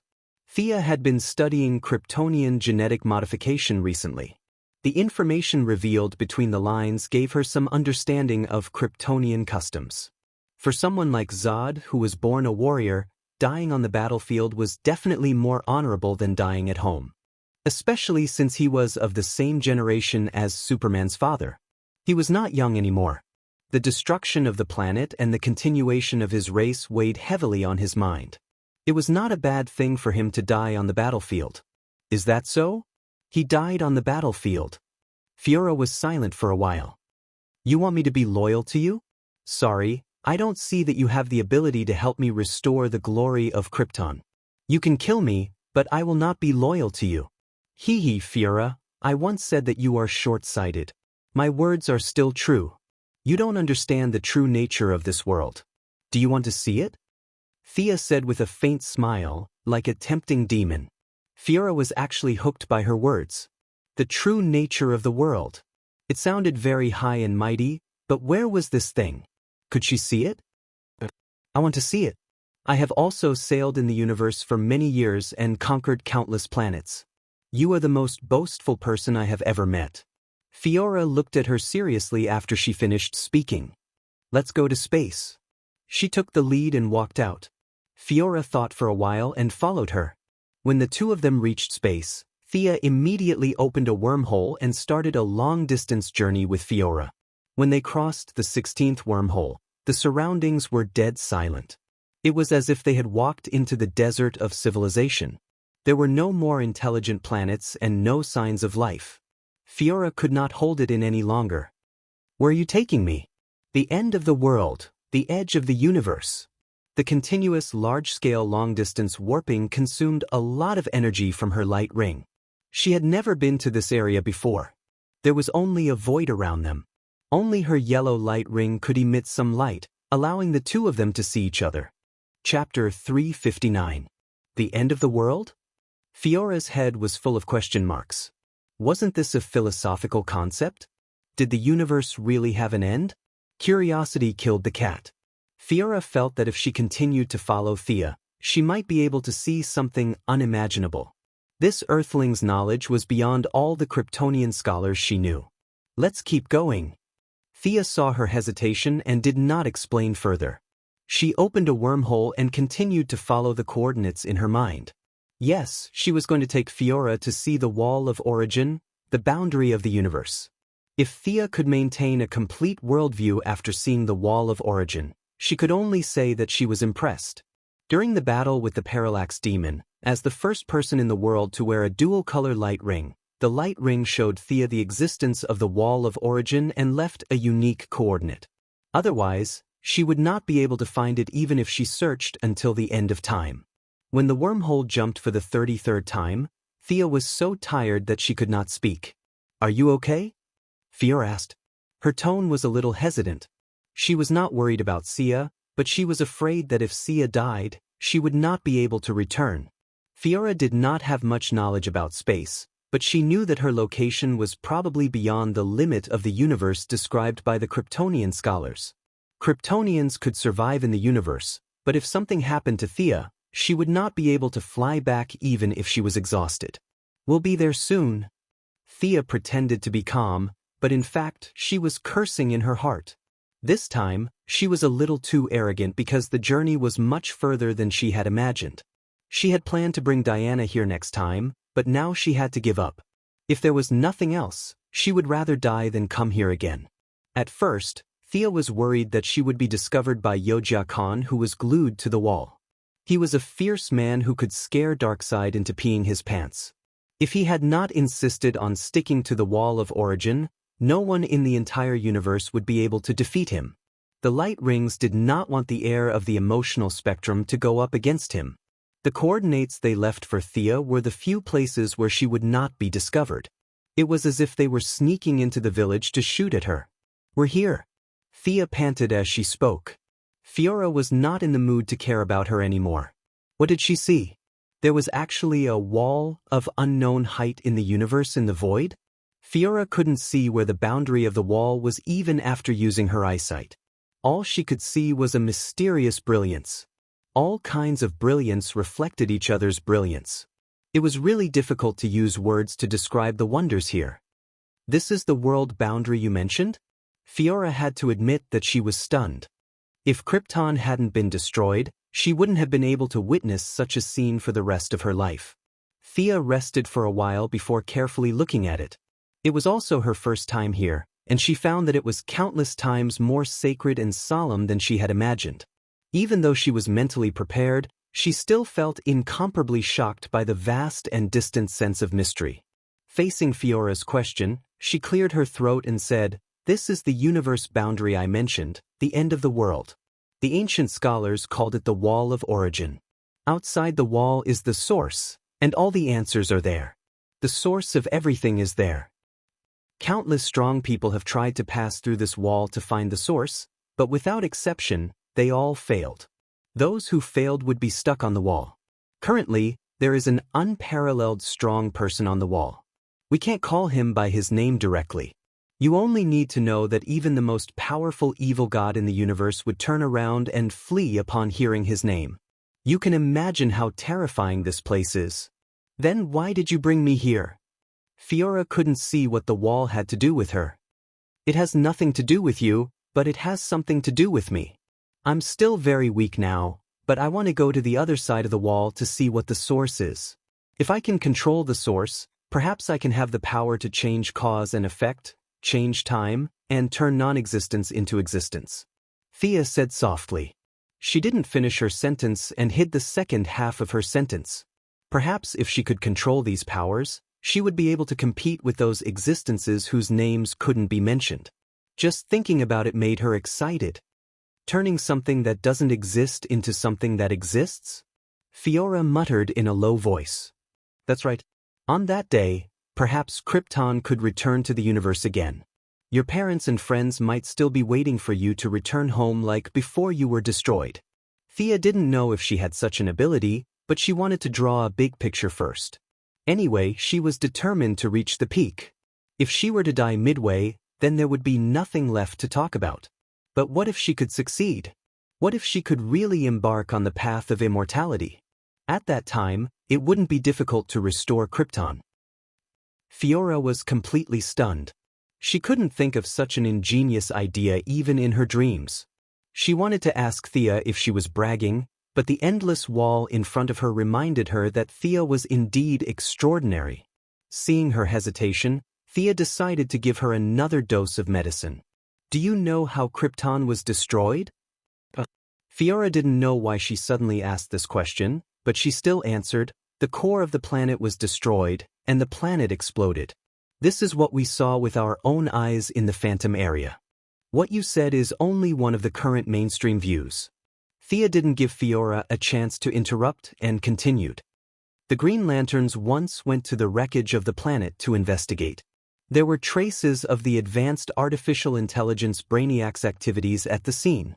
There were also many alien scientists who asserted that the entropy of Krypton was much higher than normal. This didn't seem like a natural reaction. Many people thought that it was man-made. This is also a view. Thea told her about 5 to 6 reasons she knew about the destruction of Krypton. Seeing that Fiora was dumbfounded, she continued, do you understand? The genetic technology of Krypton has reached the point where it can threaten some strong people. The destruction of your planet is not simple. I can only say that there must be the answer you want to know in the source behind the wall. Thea reached out her hand. I'm still very weak now, but I really need your help. Fiora was struggling in her heart. The information she received in this quarter of an hour was more than the information she received in the previous 30 years. Did she know nothing? Facing Thea's hand, she was full of hesitation.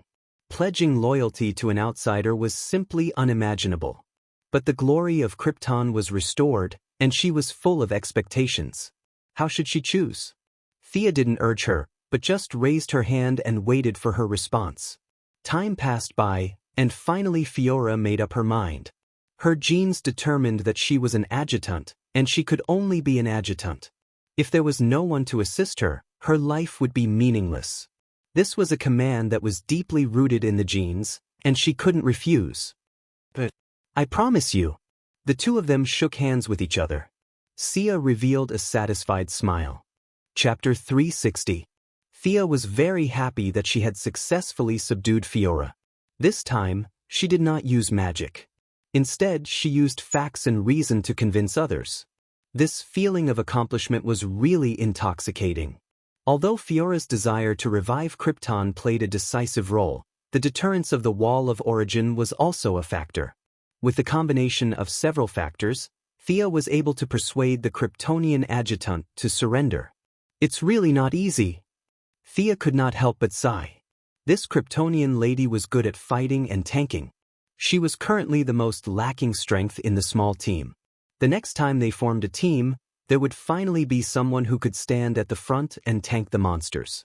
Controlling skills were very powerful, but a team full of control types without any offensive skills would be too awkward. Now that they had found a powerful general, the team's dilemma was finally resolved. Especially this strengthening method, which was safe and pollution-free. As long as she basked in the sun, her strength would increase exponentially.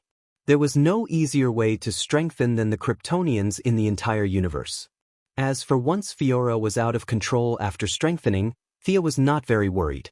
Kryptonians could strengthen, and her own improvement speed was not slow either. Superman had stayed on Earth for 33 years to reach his current strength. Fiora would not be able to catch up with Thea even after basking in the sun for a year and a half. Coupled with the genetic modification of the Kryptonians, they were more straightforward. Like Superman, Supergirl, and Zod, they were the kind of people who did what they said and did. They were almost simple-minded people. From the perspective of the mind-playing game, 100 Kryptonians were no match for one Earthling. Thea did not stay too long near the Wall of Origin. After recovering a little strength, she began the journey back with Fiora. After a few twists and turns, Fiora heaved a sigh of relief when she saw the traces of a civilized planet again. Previously, she was afraid that Sia would die from exhaustion, but now that she saw traces of intelligent life, she was finally not so worried. "What do you want to say?" Thea had used up a lot of her strength and needed to stop and rest from time to time. She saw that Fiora was hesitating to say something. "General's body. Can you help me get it?" Fiora asked uncertainly. "Don't worry, I've already gotten it back," Thea said, retrieving General Zod's corpse from her spatial ring. General Zod was the most important person to Fiora, and his death at the hands of Superman was considered a civil war among the Kryptonians. It would not cause much backlash. However, if his corpse was dissected by the Earthlings, Fiora would definitely not agree. Thus, Thea had long sought out the African minister to obtain the corpse. Earth scientists are more concerned about spaceships and don't care much about corpses. Thea also has the habit of sending alien corpses for burial, Abin Su in the green light incident. When the minister hears that she only wants a corpse, he agrees after thinking for a while. Zod's neck was broken by Superman, but there were no other wounds on his body. He lay quietly in the coffin as if he had fallen asleep. Fiora gently stroked Zod's coffin and remained silent for a long time. "Where do you want to bury him?" Thea asked after a while. "Do you know the original coordinates of Krypton?" Yes, Thea not only knew it, but also visited such a famous place with Diana. The two soon arrived at the place where Krypton exploded. The original planet was long gone, replaced by countless fragments of planets and space junk, which were scattered messily, indicating that there was once a strong civilization here. "Thank you." Fiora found the largest fragment of the planet and buried General Zod on this piece of land. Then, she turned back and sincerely thanked Thea. "What are you talking about? We are partners in the future." After solving all the problems, she returned to Earth with Fiora and found an empty house in Star City. "Take off your helmet," Thea ordered domineeringly. Fiora was dumbfounded. After listening to Thea's explanation, she realized that she was going to be exposed to the sun. Although she was puzzled, she still took off her helmet. The first time she was exposed to the direct sunlight of the yellow sun, the Kryptonian cells in Fiora's body were activated by the sunlight, and a large amount of information flowed into her brain. Fiora only screamed once before she fainted. She knew it. From the first time she came into contact with the sunlight, it could be seen that Fiora's combat talent was far inferior to Zod's. Although Captain Zod was also dizzy from the sunlight, he was still conscious. He could still walk 2 steps with the help of others. Fiora, on the other hand, directly fainted. The difference was obvious. Sia conjured some tables and chairs, placed her properly, and waited for her to wake up. 2 hours later, Fiora slowly woke up, but his condition couldn't be described with just the word bad. His eyes were blurred and his voice was wavering. Only when Thea dragged her into a room made of pure lead did Fiora breathe a sigh of relief. "What happened to me?" Fiora asked weakly. "You Kryptonians can increase your strength by absorbing the yellow sun, and there is no upper limit. This is a unique talent in the entire universe," Thea said enviously. Fiora did not have the strength to argue with her. She shook her head and did not want to talk. She did not know? Thea rubbed her chin and pondered. Finally, she realized that there was something wrong with the sequence. Fiora did not see the battle between Superman and Zod, so she did not realize how strong the Kryptonians were. This was easy. Thea pulled up the video of the battle from the satellite and showed it to Fiora. When she saw Zod flying in the sky and burrowing into the ground, and his eyes were emitting heat rays, Fiora was stunned. She looked back at Thea, who understood the situation and hoped for further explanation. Thea pointed at the screen. "This guy in blue tights and red cloak is the Carl Air you are looking for. You have seen him before. He has lived on Earth for 33 years. Now, people on Earth call him Superman because he is so powerful. The one who fought with him is General Zod. He was in the same situation as you are now. He was directly exposed to the yellow sun, and that is why he has such earth-shattering power. You see, this is the real strength of the Kryptonians. As long as the yellow sun is not exhausted, your strength will increase without limit. Do you understand what this means? Thea asked. Fiora shook her head blankly, indicating that she did not know. If there are 1,000 or 100 Kryptonian warriors like you, no other race will survive. After knowing this, do you still think the destruction of Krypton was accidental? Thea asked Fiora seriously. Fiora was speechless. In this short span of a day, she had accepted too many things that she didn't know before. Her brain, which was originally considered sharp, was now a mess. She really didn't have much ability to think. Chapter 361.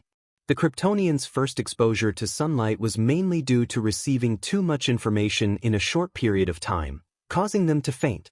After Fiora adapted to the environment and blocked out a large amount of useless information, the only thing left was feeling comfortable. Super senses, heat rays, freezing breath, super strength, speed, endurance, and that incredible super recovery ability. The two occasionally exchanged pointers. Thea had tried to attack Fiora with magic, but she was somewhat speechless because of their super recovery ability. Even if she used magic to control Fiora, it was useless. Warriors like Zod and Fiora, who had conquered countless planets, had strong willpower. Their magic could not be controlled for long, so it was difficult to cause fatal damage to them in this limited time. For example, the Kryptonians were the type of people who had a long HP bar and fast recovery ability. Without kryptonite to weaken them, it was impossible to kill them. Usually, after casting a bunch of spells, the damage received would be offset by their strong recovery ability. When the Kryptonians woke up, they would be fine. If there was no kryptonite in this world, it would not be an exaggeration to say that the Kryptonians were gods walking on the ground. After Fiora adapted to the new strength in her body, Thea took her to Korriga. This is your new subordinate? Thea and Sinisto met again. Both of them looked behind each other at the same time and were a little speechless. Sinisto's first two recruits were all normal people. Perhaps he felt that Thea's previous recruits, such as the dead people and the evil gorillas, were very different and cool. This time, he had also spent a lot of effort to find two subordinates with unique bones to compete with them. But he did not expect Thea to change her style and take the normal route this time. His original intention to compete with her was like a punch to the air. Thea looked at the two subordinates that Sinisto had recruited this time and could not help but sigh. The universe was so big that it was full of strange things. One of them was called sludge, a cell-like creature. Its outer membrane was a corrosive liquid, and its insides contained the corpses of many enemies. Usually, it would lie on the ground in a green mass, but it could barely maintain a human form during battle. The other fellow was even scarier. It was a deadly virus that was usually as small as a speck of dust. According to Sinisto, this was a virus developed by a certain high-tech planet for war. They kept iterating on the virus and finally produced a super virus with intelligence. It was the microbe in front of Thea. It named itself Dispersus. Your new subordinate is a Kryptonian? Are there any survivors after the destruction of Krypton? Sinisto originally thought that Fiora was an Earthling, but the light ring scan gave him a slight shock. He was actually a remnant of an extinct planet. In terms of rarity, he wasn't inferior to his subordinates. There were more and more feelings of fear in the universe, and the collection of yellow energy was also increasing. Sinisto had made a lot of light rings, so he didn't have to live so frugally like before. He threw a yellow ring to Fiora. The Kryptonians' technological weapons are very powerful, but their combat power is not high. I agree to let you join the Legion, but you have to show off your skills to my subordinates, Sinisto said sternly when he saw that the two of them were about to leave. Thea almost burst out laughing when she heard that. The Kryptonians' combat power is not high. That's because you don't understand the body structure of the Kryptonians. Let leader Sinisto see the Kryptonians with low combat power. Thea signaled Fiora to show them his strength. Previously, Thea had told Fiora about their current situation of being harmonious on the surface, and Thea had also talked about her ambition to control the Yellow Lantern Legion. Fiora naturally knew what he needed to do. That was to intimidate. Only by suppressing everyone with absolute strength would he be able to take over the army after Sinisto. Thea allowed Fiora to join the Yellow Lantern Legion because the Yellow Lantern Legion had a function that was not very eye-catching: Kryptonian recharge. This function was meaningless to any other race, and only the Kryptonians could use it. What if the Kryptonians couldn't absorb sunlight during battle and their energy was depleted? Ring recharge. What if the kryptonite damaged their combat power and caused them to fall to the bottom? Ring recharge. The term perpetual motion machine was used to describe the Kryptonians who wore the Yellow Lantern ring. The only limitation was that they were born with great strength and had little resistance to fear. Thea could only make a magic ring for Fiora with the bones of Kamal, the shark god. She had cast a constant resistance to fear on the ring so that Fiora would not be affected by fear whenever he wore the Yellow Lantern ring. Fiora didn't wear the Yellow Lantern ring directly. Instead, he flew up on his own. Then, under Sinisto's puzzled gaze, he quickly landed and punched the ground. Boom! The ground within a radius of dozens of miles shook violently, and a crater 100 meters deep and 1,000 meters in diameter appeared on the ground directly under her attack. Are you kidding me? Sinisto was a little confused. How could this woman have such great strength? If he hadn't prepared beforehand, he wouldn't have been able to withstand this punch. After all, without the power of the Yellow Lantern ring, he was just an alien with a strong will. He didn't have any supernatural abilities. He had received Sinisto's order to compete with the newcomers brought by Thea. Now that he saw Fiora's powerful punch, the guy called Sludge naturally wriggled backward. As for the super virus, it hid. Thea searched for it with the Eye of Horus for a long time before she found that the guy ran faster than Sludge. Fiora didn't stop. She flew up into the sky again. Her eyes were scarlet, and the heat rays in her eyes were shot at the mountain not far away. The heat rays hit the mountain with a sizzling sound. When the smoke and dust dispersed, the symbol of the Yellow Lantern Corps was engraved on the mountain. Well, not bad. Thea cheered for her own people loudly. She cast a fluorescent spell, and the symbol on the mountain emitted a yellow light. From afar, it looked like a sacred place. Well, not bad, not bad. Sinisto praised insincerely. After seeing the two of them leave, Korriga heaved a sigh of relief. He was originally determined to rebel, but now he couldn't help but hesitate. To be honest, he was really surprised that an unknown Kryptonian could be so powerful. Could there be a stronger race in the universe? Those people didn't need any emotional energy and could fly in the sky and burrow into the ground with their own strength? Everything now had Green Lantern in front of him. If Green Lantern was killed, the task of maintaining the order of the universe would fall on him. Sinisto was a little hesitant. If 100 or 80 Kryptonians like the one just now came, how could he resist? He had seen the performance of his subordinates. They ran very fast. If he relied on them, he wouldn't even know how he died. It seemed that the rebellion would have to be delayed. Sinisto couldn't help but think that he needed a few loyal subordinates. Chapter 362. Thea did not know that Fiora's strong performance had made Sinisto cautious for a while. On the way, she tested Fiora's concretions. The Kryptonian adjutant's imagination was much better than Grud's, but most of her concretions were technological weapons. It could only be said that her own strength was far beyond the ability of the concretions. The light ring only provided her with energy to recover.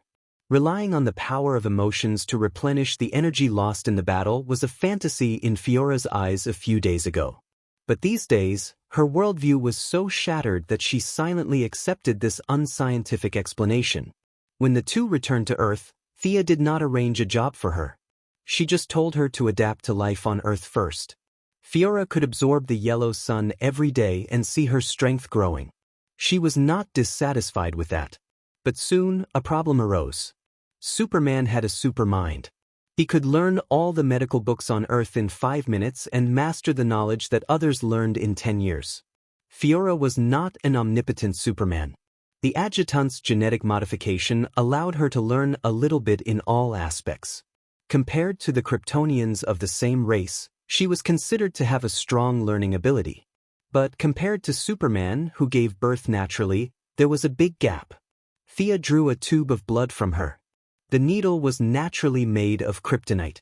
In the original spaceship, in order to transform the Earth's climate, it was divided into two parts. The kryptonite was sunk in the Indian Ocean. Now, the spaceship did not go anywhere. It crashed in the metropolis. The kryptonite exploded everywhere. Thea secretly collected a lot of it while saving people. Leaving Fiora to study alone, Thea rushed back to her laboratory. She had already obtained her master's degree. Now, she was studying for a doctorate in biological genetics. The blood of God was hard to find. It had always been Thea's wish to let Malcolm and Moira live healthy and happy lives. Of course, if she was in a good mood, she could also bring her two brothers along. Malcolm came and went like a shadow. Thea did not know if he was injected with the blood of God. But the effect of Moira's injection was immediate. She looked at least 20 years younger, and her skin regained its luster. At first, Moira was distressed and said that she used to wear makeup to look younger when she went out, but now she wore makeup to look older. Thea was not satisfied with this. Since magic could not solve the problem, she could only turn to science for help. Coincidentally, the genetic modification map of the Kryptonians had fallen into her hands. Naturally, she had to put in some effort in this aspect. Although she did not have a super mind like Superman, Thea's learning ability was far superior to Fiora's. Combined with the knowledge of Earth, the preliminary genetic optimization fluid had been configured. It was completely in line with Earth's technological environment. The Krypton genetic modification atlas only provided her with a direction to advance. Thea didn't stop there. She needed Fiora's blood to extract a substance from the Krypton cells to create a super gene optimization fluid. Who is it? One day, when Thea entered her laboratory again, she found traces left behind by a stranger. Her laboratory was kept secret, and only a few of her closest friends knew the location. Thea turned on the light and saw a young woman in a wheelchair slowly sliding out from the side of the laboratory table. The young woman lowered her posture and said softly, "Miss Quinn, I'm here to ask for your help. Please help me." Thea did not say anything else because she knew this woman. She was Maisie Graves, Luther's secretary and bodyguard. Maisie Graves was seriously injured when the spaceship crashed. It was Superman who rescued her from the ruins. Thea's medical pod had saved her life. Was she trying to gain sympathy by acting like a weak woman now? Miss Maisie's temperament was as miserable as it could be, as if all the misfortunes in the world had fallen on her. If it was an idol drama, this woman would be the female lead. Unfortunately, Thea knew her battle record. She was someone who could fight with death now. No matter how great the mental blow was, she would not be like this. Sensing that the atmosphere between them was a little tense, the secretary knew that her first trick had failed. She calmly put away her bitter face. After failing to gain sympathy, she began to talk about the current situation. "My legs are completely crippled. Mr. Luther said to amputate them and install mechanical legs, but I can't bear to part with these two legs." The secretary's words were hard to tell if she was lying or not. The tears hanging at the corner of her eyes flowed down completely. Thea glanced at her. Although it was still covered in scars, the lines of the secretary's legs were straight and beautiful after rigorous training. Combined with her appearance, it was indeed a pity to amputate such a pair of legs. Even though she knew that the secretary was up to no good, Thea could not help but ask, "Mr. Luther is an intelligent man. If he can't do anything, what's the use of me?" "Mr. Luther said that your medical pod must have a better version." "I believe him." The secretary's eyes were still shining, but from her tone of worship, it did not sound like Luther's words. It sounded more like the words of a god. Thea chuckled and pointed at her with her finger. "You worship your Mr. Luther so much? Why did you come to me for help? You should know that he is my competitor. He used a lot of tricks behind my back. Why should I help you?" As she spoke, Thea's tone became more and more severe. Her usual smile disappeared, and at this time, her eyes were filled with fear. The secretary persisted for 2 seconds before lowering her head. It was not that she was timid, but Thea's eyes were too scary. She avoided Thea's gaze, but the fear did not dissipate. The huge mental pressure almost made her collapse. However, since she was chosen by Luther, her quality was indeed far better than ordinary people. Her hands clasped the wheelchair handles tightly, and blood dripped from her lips.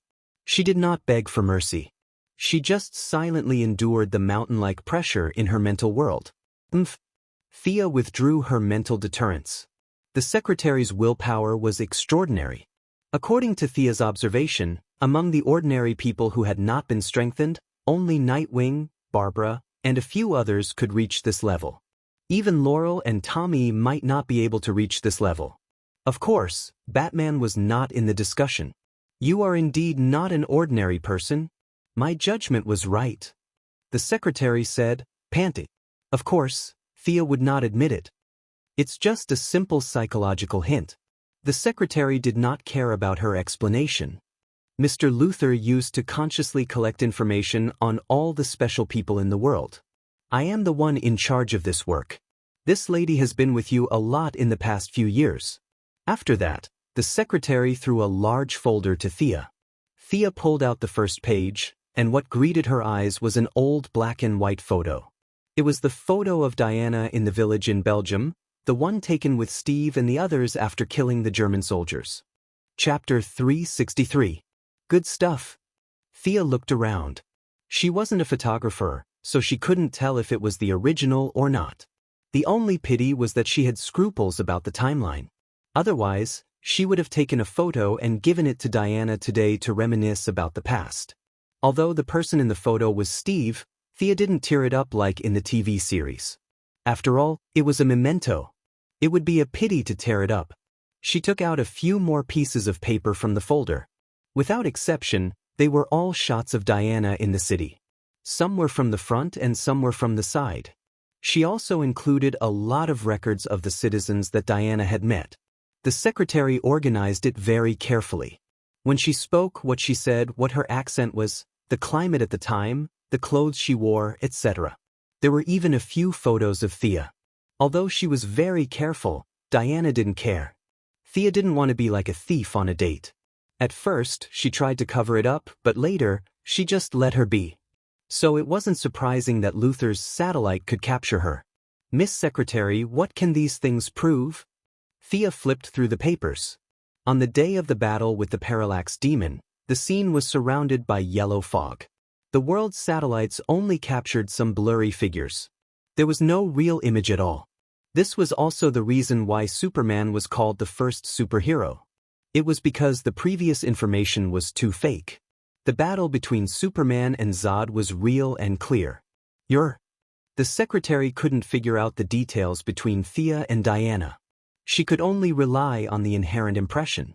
Personally, she felt that Thea might be stronger. She said vaguely, "Your female companion's appearance hasn't changed in 100 years.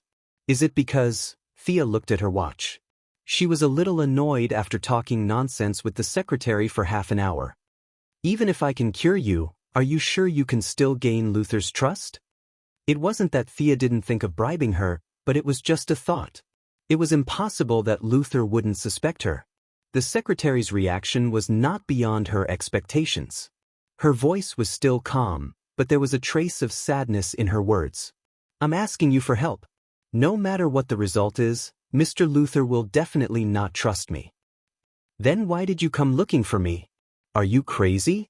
Thea sometimes felt that there was something wrong with the brains of all the heroes and villains in this world. Luther and the secretary in front of him looked like smart people, but one thought he was a god, and the other was paranoid to the extreme. Were there no normal brain circuits in the world? The atmosphere between them was a little tense. Just as Thea was about to kick her out, the secretary finally said, "Mr. Luther doesn't trust anyone, whether I ask for help or not." "I'm really impressed. Let's talk about business principles. How can you help me?" "Help you erase all the video data?" the secretary asked tentatively. Thea snorted, "Not enough. If she deleted the current ones, what about the future ones? There were so many satellites in the world. There must be others that could capture the two of them. This condition was too cheap. I'll work for you on the premise that I don't betray Mr. Luther." The secretary proposed a bargaining chip that she thought was rich enough. To be honest, Thea was not very satisfied with this condition, but after thinking for a moment, she agreed. "When Luther abandons you again, you can come to me. I'll take you to see the world that you don't understand. By then, you'll know how narrow-minded you are." It was the same familiar tone and the same familiar feeling. It was similar to the words used to fool Fiora. But for a native of Earth, there was no need to take her to visit the Wall of Origin. Otherwise, if she brought 100 people to watch every day, the Khan on the wall would jump down and kill her. What Thea valued was not her power, but the emotional power contained in her body. Miss Mercy Graves, just like her name, had a power that she didn't realize. It was a matter of knowledge. No matter how smart Luther was, he didn't realize what kind of power his assistant had. Like the Yellow Lantern's fear and the Green Lantern's courage, compassion was a necessary emotion for the Green Lantern Corps. They were originally a Lantern Ring tribe secretly established by Abin Su. The star field where they were located was unknown to outsiders. They didn't show their true colors until the Dark Night. However, Abin Su's ring recorded the coordinates of this star field. Later, he passed the ring to Hal Jordan. Coincidentally, Thea also wore the same ring. Hal Jordan couldn't see what the lone coordinate represented, but Thea knew that it must be the base of the Green Lantern Corps. The secretary was still far from being truly loyal. Only after being abandoned again could she change the target of her compassion. Only then could she truly be used by Thea. Thea invested in the present for Death Bell, Poison Ivy, and the others. As for the secretary, she invested in the future. With a snap of her left hand, the secretary couldn't resist the impact of her consciousness and fainted. It wasn't difficult to cure her disability. As Luther expected, Thea had a large number of advanced medical pods. Thea used her X-ray vision to check her body and confirmed that there was no tracking device. Only then did she bring the unconscious secretary to the metropolis through a portal. Death Bell bought an island in the middle of a lake on the outskirts of the metropolis. There was a magically controlled Shark King in the lake. With the support of Thea's large amount of funds and advanced weapons, Death Bell now had more than 100 subordinates. Each of them had excellent tactics and tenacious willpower. It was effortless to send them out to assassinate the chiefs and generals of small countries. "Boss? Sir, who's the one behind you?" The one who greeted Thea with a smile was Poison Ivy. Now, Thea's subordinates addressed her indiscriminately. Some called her boss, some called her boss, and some called her general, like Fiora. Thea didn't care, she could call her whatever she wanted. Thea wrapped the secretary with her spiritual energy. There were too many metals in her wheelchair, so Thea threw her in Star City. This woman used the third medical pod. After the treatment, knock her out and send her back to the Luther group. Thea opened the door and went back to Star City. She hadn't finished her experiment for the day. Ayaya, what a pretty lady. TSK. Poison Ivy was a biochemistry graduate after all, so she was more educated than Death Nell and the other mercenaries. She was in charge of a few medical cabins that weren't on the market. Even though Poison Ivy hadn't done anything earth-shattering yet, she was already quite famous in the mercenary industry. She carried out Thea's orders thoroughly. She controlled the plant and pulled the secretary into a special room. The plant's poison had subtly changed her body and personality. She didn't even realize that she was a completely different person from before.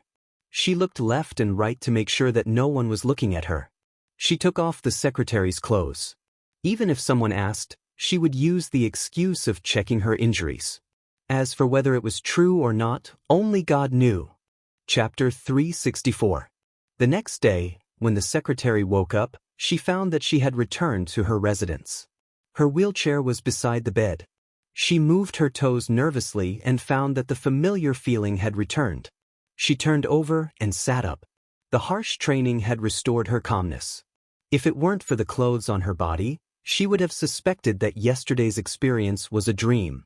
Hiss. After standing up, she found that her lower body was a little sore. She reached out and touched it. There were obviously some indescribable traces.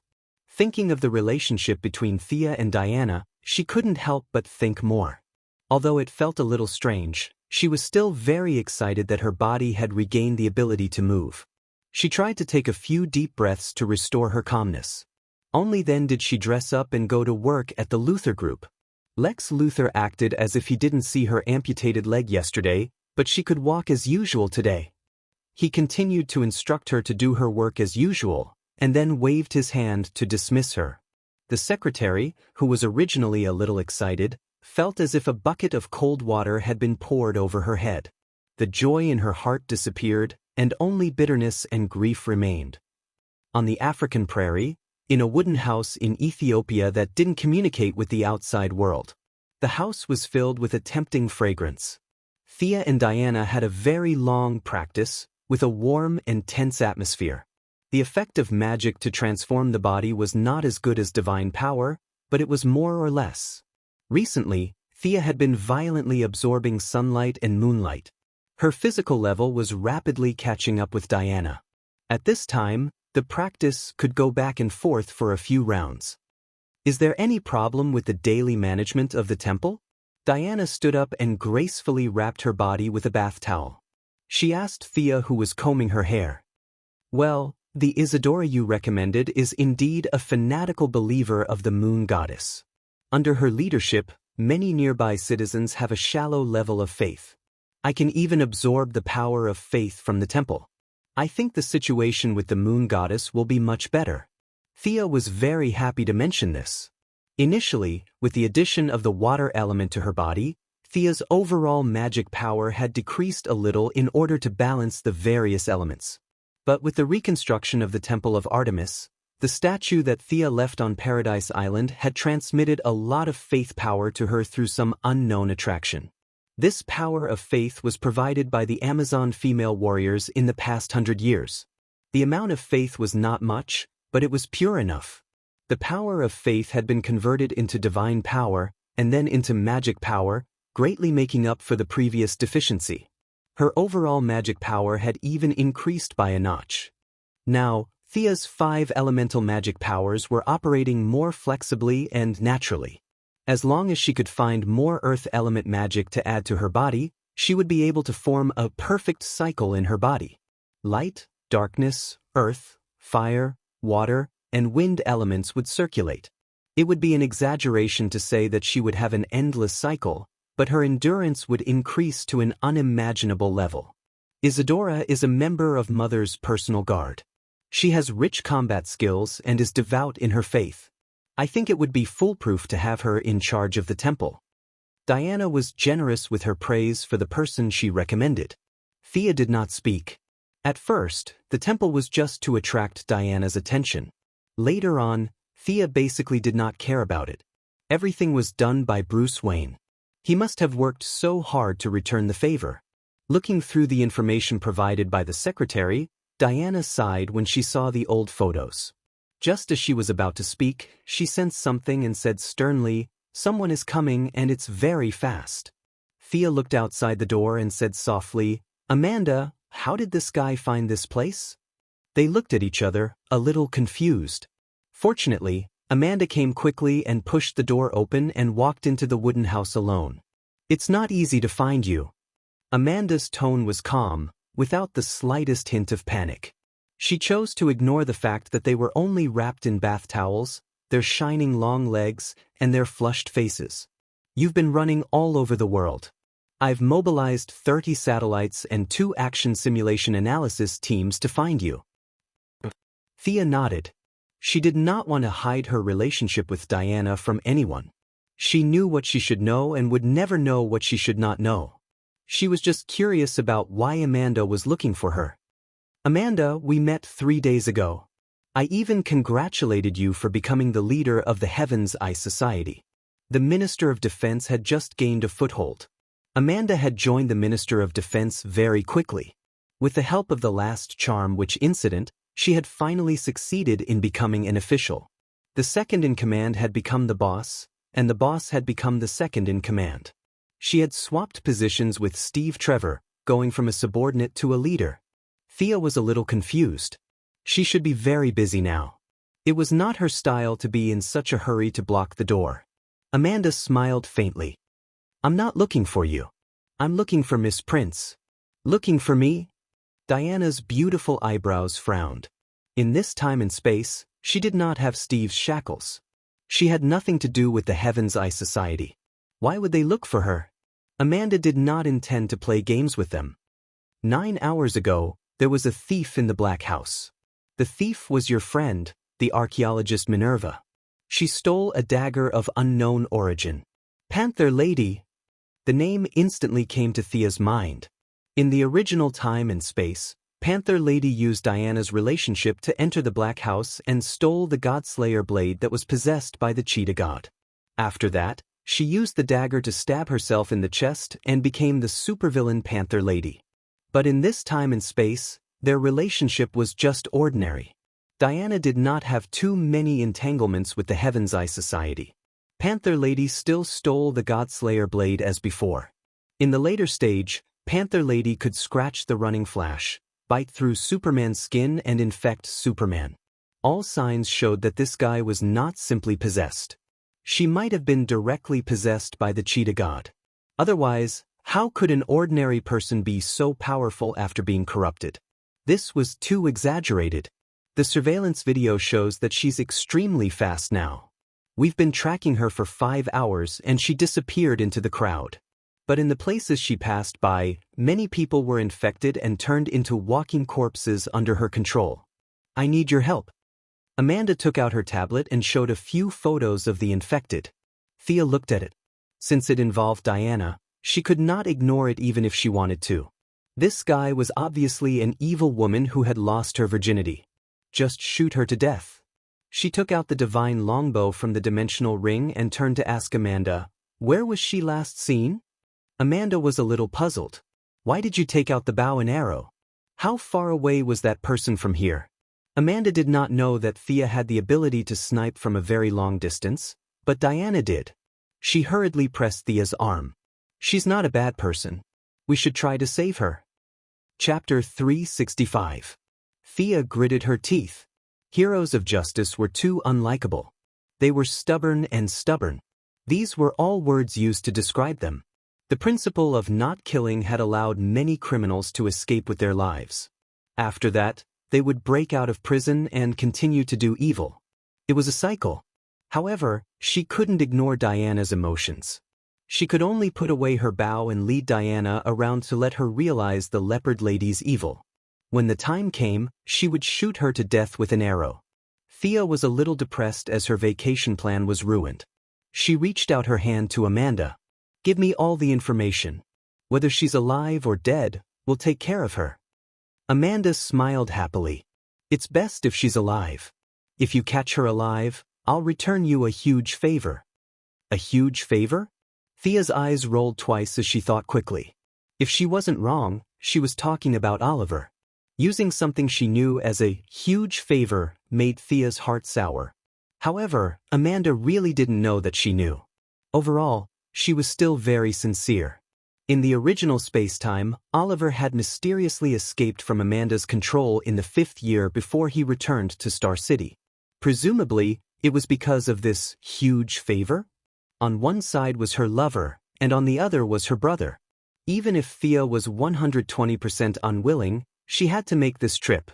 She even had to capture her alive in exchange for Amanda's huge favor.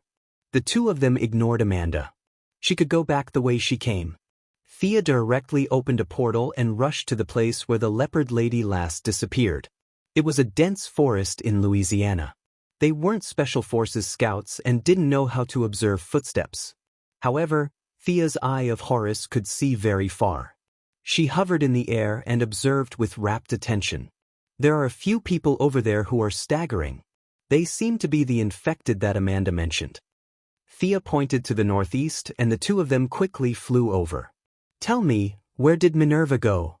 Diana was also a little depressed. She was pulled to do this during a sparring break. Naturally, she was a little angry. When he saw an infected person, he threw out the truth lasso and asked loudly. Half of the infected's face was covered with bruises, and their eyes were white. The canine teeth in their mouths were obviously longer than those of ordinary humans. They seemed to have sensed the signs of life of the two girls, and they turned their heads. Their movements were obviously very slow, but they accelerated extremely fast. In less than 0.1 seconds, they completed a series of movements such as turning around, bending their knees, and pouncing. Thea knew that the Panther Lady was extremely fast and that her attacks were infectious. She had already changed her combat equipment with Diana in advance. The Panther Lady's pouncing speed was extremely fast in the eyes of ordinary people, but in their eyes, it was nothing much. With a flying kick, the force of several hundred tons landed directly on the leader of the infected. The other party crashed into more than 10 trees before falling to the ground. What came out of his mouth was not blood, but some kind of black sticky substance. "They're not human anymore," Diana said a little uncomfortably as she faced several infected people flying over. However, her hands were not slow. The two of them had sparring on the weekend. If Thea improved, she would naturally benefit as well. The growth in her body was not obvious, but Diana's resistance to fear had now reached an inhuman level. At least, it was much higher than when the two girls reunited. The increase in her resistance also increased her willpower, which was reflected in her abnormal calmness in battle. No matter what kind of unfavorable situation she was facing, Diana could easily deal with it. She used the least amount of strength to throw out the most fatal punch. Her attacking style was unknowingly influenced by Thea. Fatal, efficient, and simple. This was Diana's current fighting style. Compared to the unskillful shield bashing of 100 years ago, her current fighting style was more artistic. Thea cooperated with her and drew her divine longbow. The two of them, one in close combat and one in long range, cooperated seamlessly. After 30 seconds, over 100 infected people were all knocked down by the two of them. Black sticky substance flowed out of the infected people's wounds and gathered into a dirty river. "It smells so bad." Thea, who was a little obsessed with cleanliness, could not stand it. She directly used Magician's Hand and gathered a bunch of people who were either dead or alive. The freezing gun on the power armor froze the bodies, and the pungent stench was finally contained. What should they do next? Diana automatically looked at Thea. Just like the day when they left Paradise Island, Thea did not disappoint her. The secondary control system on her arm was connected to the mainframe of the Quinn Group, and a large amount of information was analyzed and summarized. Combined with the simple clues given by Amanda at the beginning, Thea determined the next step. Minerva was originally adopted by a woman named Letta in Idaho. This woman seems to be running a religious school. Let's go there and see if there are any clues. Diana had no objections, and the two continued to fly northwest. The other party's school was built in an extremely remote area, surrounded by mountains. Many local people's faces changed drastically when they talked about this school, and all of them kept their mouths shut.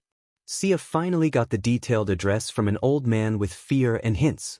Since they were looking for clues, the two naturally would not fly there.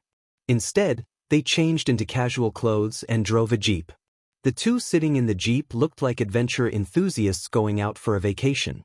"Stop. This is our private property." The two women drove to a wooden fence, and a fierce woman with a submachine gun stopped their car. When it was time to show off her acting skills, it was usually Thea who went up to talk, and this time was no exception. Thea talked nonsense like a river, saying things like lost tourists and public-spirited female university students. She said all sorts of harmless things, but the fierce woman guarding the gate believed her. She opened the gate to Thea's enthusiastic thanks. After entering the wooden fence, he realized that the space inside was not small. The people who lived here were all women. Some were young, some were old, and some were young. The color of their hair and pupils were all different. The only exception was their clothes. They were all made of rough linen. The children carried baskets, the adult women carried all kinds of tools, and only a few fierce women carried rifles in their hands. Other than the few rifles, Thea did not see any modern equipment. These women lived in the 21st century as if they were in the Middle Ages.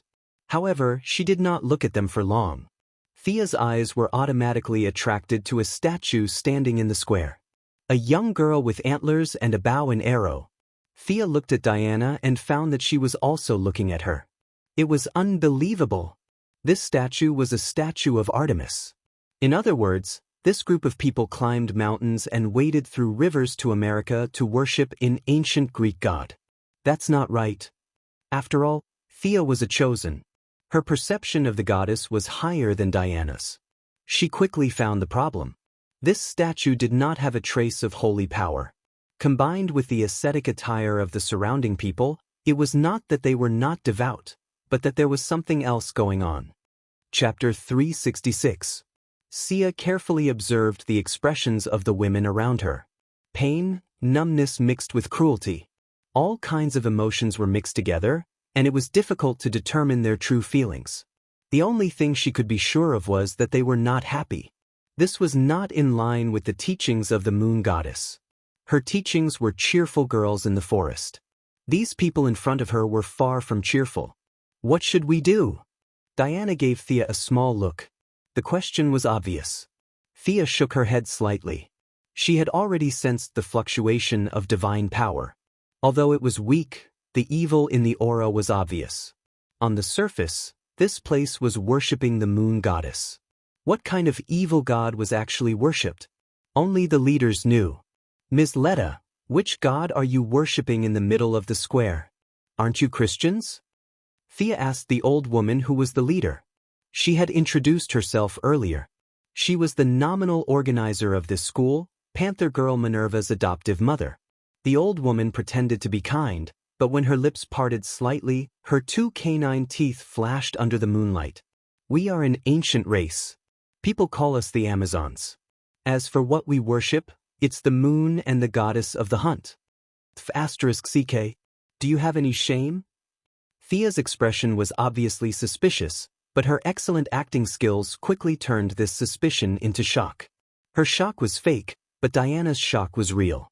Diana, who had been pretending to be expressionless, could not help but observe the old woman from head to toe. Unfortunately, she could not find a trace of the old woman's aura that was compatible with Paradise Island. When the fake Li Gui met the real Li Kue, Xia didn't know what to say to these imposters. She could only open her mouth wide to express her shock. The old woman saw the expressions of the two and thought it was normal. This was the expression of a thrill-seeking college student in America. Her camp had entertained such young people many times so far. Clap, clap. The old woman clapped her hands happily. Many women with bows and iron weapons instantly surrounded the two. Come join our hunting activities. You should fully enjoy the fun of nature in the city. Come on, let's run. The old woman motioned for the crowd to make way for them to enter the depths of the forest. She looked at the two prey maliciously, expecting them to show a panicked expression. However, the two acted as if they didn't hear or see anything. Thea glanced around and saw that the other party's arrows were all made of stone, and the archers were a group of thin and weak women. Even Tommy and Laurel could kill them all, let alone the two of them who weren't human. She was different from Diana. Although she had been blessed by the gods, she was born with it. She didn't need to study it. She only needed to know how to use it. Thea's divine power was all pieced together. She scraped a little from one person and absorbed a little from another. Her research on divine power could be said to be the best in the world. Although there were some fluctuations of divine power in the campsite, most of it was emitted from this area. None of the women present were qualified to be the host. Thea originally wanted to act like a little white flower to trick the old woman, but she didn't expect the other party to be so anxious. She didn't even say a few words and revealed her fangs. Thea could only give up her initial plan.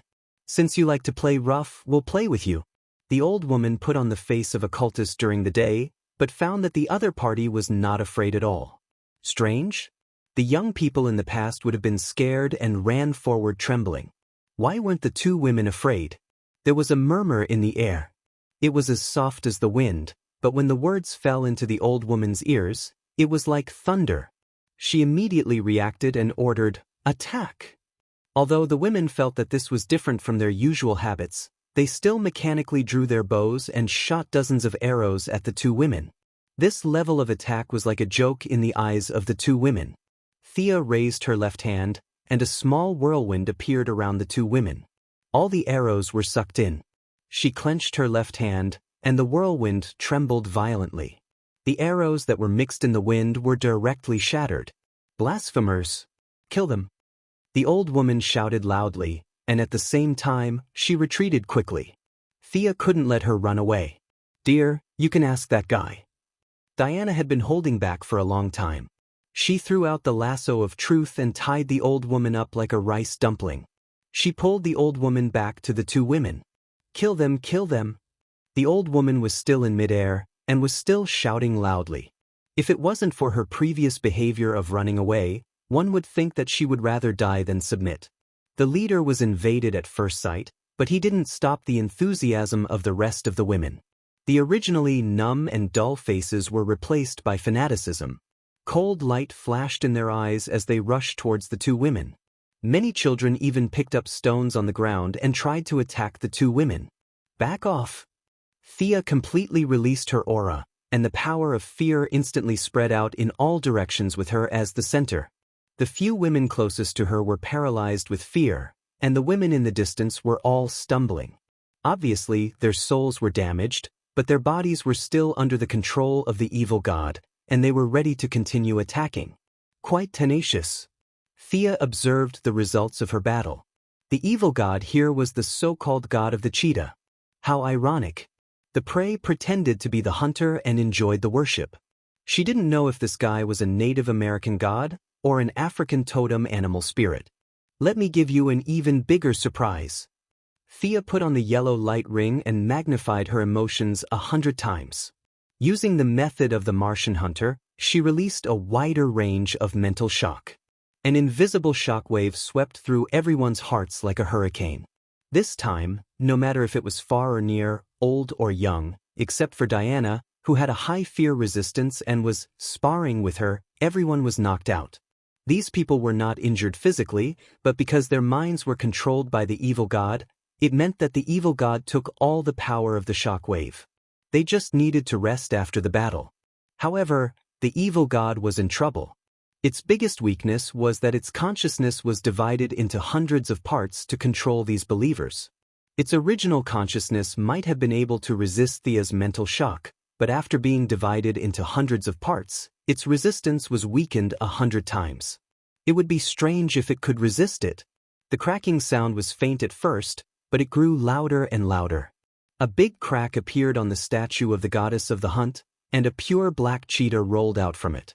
The cheetah's eyes were still shining with wisdom, but it quickly dimmed, as if it wanted to remember Thea and the girl's appearance. Then, it fell down and never got up again. Chapter 367. Is she dead? Diana asked. Thea looked at the corpse carefully for a long time. From the perspective of this corpse, she is indeed dead. The mental burden was too great in a short period of time, and her soul was crushed. But before she completely died, she used some kind of secret method to abandon this body. If I'm not wrong, your friend Minerva is the new host. Thea's judgment was not baseless. The evil aura lingering in the surrounding land, sky, and jungle was rapidly dissipating. As for the women who pretended to be Amazons, she was too lazy to care about them. After they recovered their minds, they would be seriously ill, but it was also a good thing for them to leave this evil place. Do you still want to ask this guy? Diana raised the old woman in her hand and asked. The old woman was the closest, and it just so happened that she had the most evil aura in her body, so she was the first to bear the brunt. Facing Thea's mental attack that was magnified 100 times, she could not resist and fainted. Thea scratched her head a little. She had indeed forgotten about this guy, but it was not appropriate to not use a ranged attack in the situation at that time. She could only say that this old woman was unlucky. Let her go, you ask, I'll deal with this corpse. Thea lowered her head and touched the Black Panther's body. There was not much divine power left in this body, and Thea guessed that it might have been transferred to the Panther Girl. However, this corpse was an out-and-out divine corpse.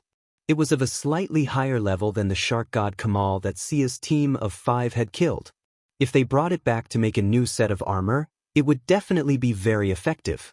Because they did not directly fight, Thea was afraid that the other party was not completely dead. What if the other party faked her death? Or what if she came back to life after a while like those melodramatic TV dramas? She took out an alien cutter, installed a portable power source, and worked on the spot, cutting the panther's body into 8 pieces. The body was scattered like this. If she could still come back to life, Thea would write the word admire for her. Summoning water magic, he washed the dirty water on his hands, and Diana's questioning ended quickly. The old woman said that she was the one who ordered Minerva to steal the Godslayer's sword. Minerva was also under her orders to pierce her chest with the sword and turn into that half-human half-beast monster. However, she did not know Minerva's exact location. She only knew that Minerva headed south. Diana puts away the lasso. The old woman also sees Thea's brutal dismemberment of the leopard's body. She seems to think of something and has a mental breakdown. South again? Thea was a little depressed. They had found this camp in the north of Louisiana, and now they were almost in Canada, and now they had to go back south again. But Thea could see the reluctance in Diana's eyes, so she could only continue the pursuit with her. In the Brazilian rainforest. I hate this place. In order to prevent the Panther Girl's sudden attack, the two could only chase after her fully armed, all the way from the northwest of the United States to the southeast of Brazil. The weather in the rainforest made Thea very uncomfortable. It was hot and humid. The two did not dare to fly in the sky. The trees on the ground were too lush, and they were afraid of losing her. The only good news was that Gideon had finished collecting the data of the other party. Footprints, hair, speed per second, walking characteristics, all were recorded. After that, the artificial intelligence would calculate the other party's route based on the Quinn family's satellite and supercomputer, and from time to time correct the direction through footprints and other traces. If not for Gideon's calculations, it would be a dream to rely on Thea and Diana to track the Panther Girl who had not been to human society and only fled in the jungle. The climate here is too uncomfortable. Diana also felt uncomfortable all over. She was familiar with the climate of the African grasslands and the Mediterranean Sea, but she was not used to the humid climate of the tropical rainforest. Her body seemed to be sweating all the time, but her divine body was far beyond that of a human, so she could not sweat even if she wanted to. While the two were moving, they suddenly noticed something unusual and looked at each other. The traces disappeared? Diana took off her shield, held her sword with one hand, and looked around vigilantly. Thea no longer cared about the consumption of her magic power, and used the Eye of Horus to search for suspicious figures. To the west, Thea shouted, and at the same time, the freeze gun in her arm shot out several frosty air. A golden figure flashed past her eyes, and a 5-centimeter deep hole was cut in the metal armor on her chest that could withstand a nuclear bomb. Thea. Diana hurriedly protected her side and threw out a lasso.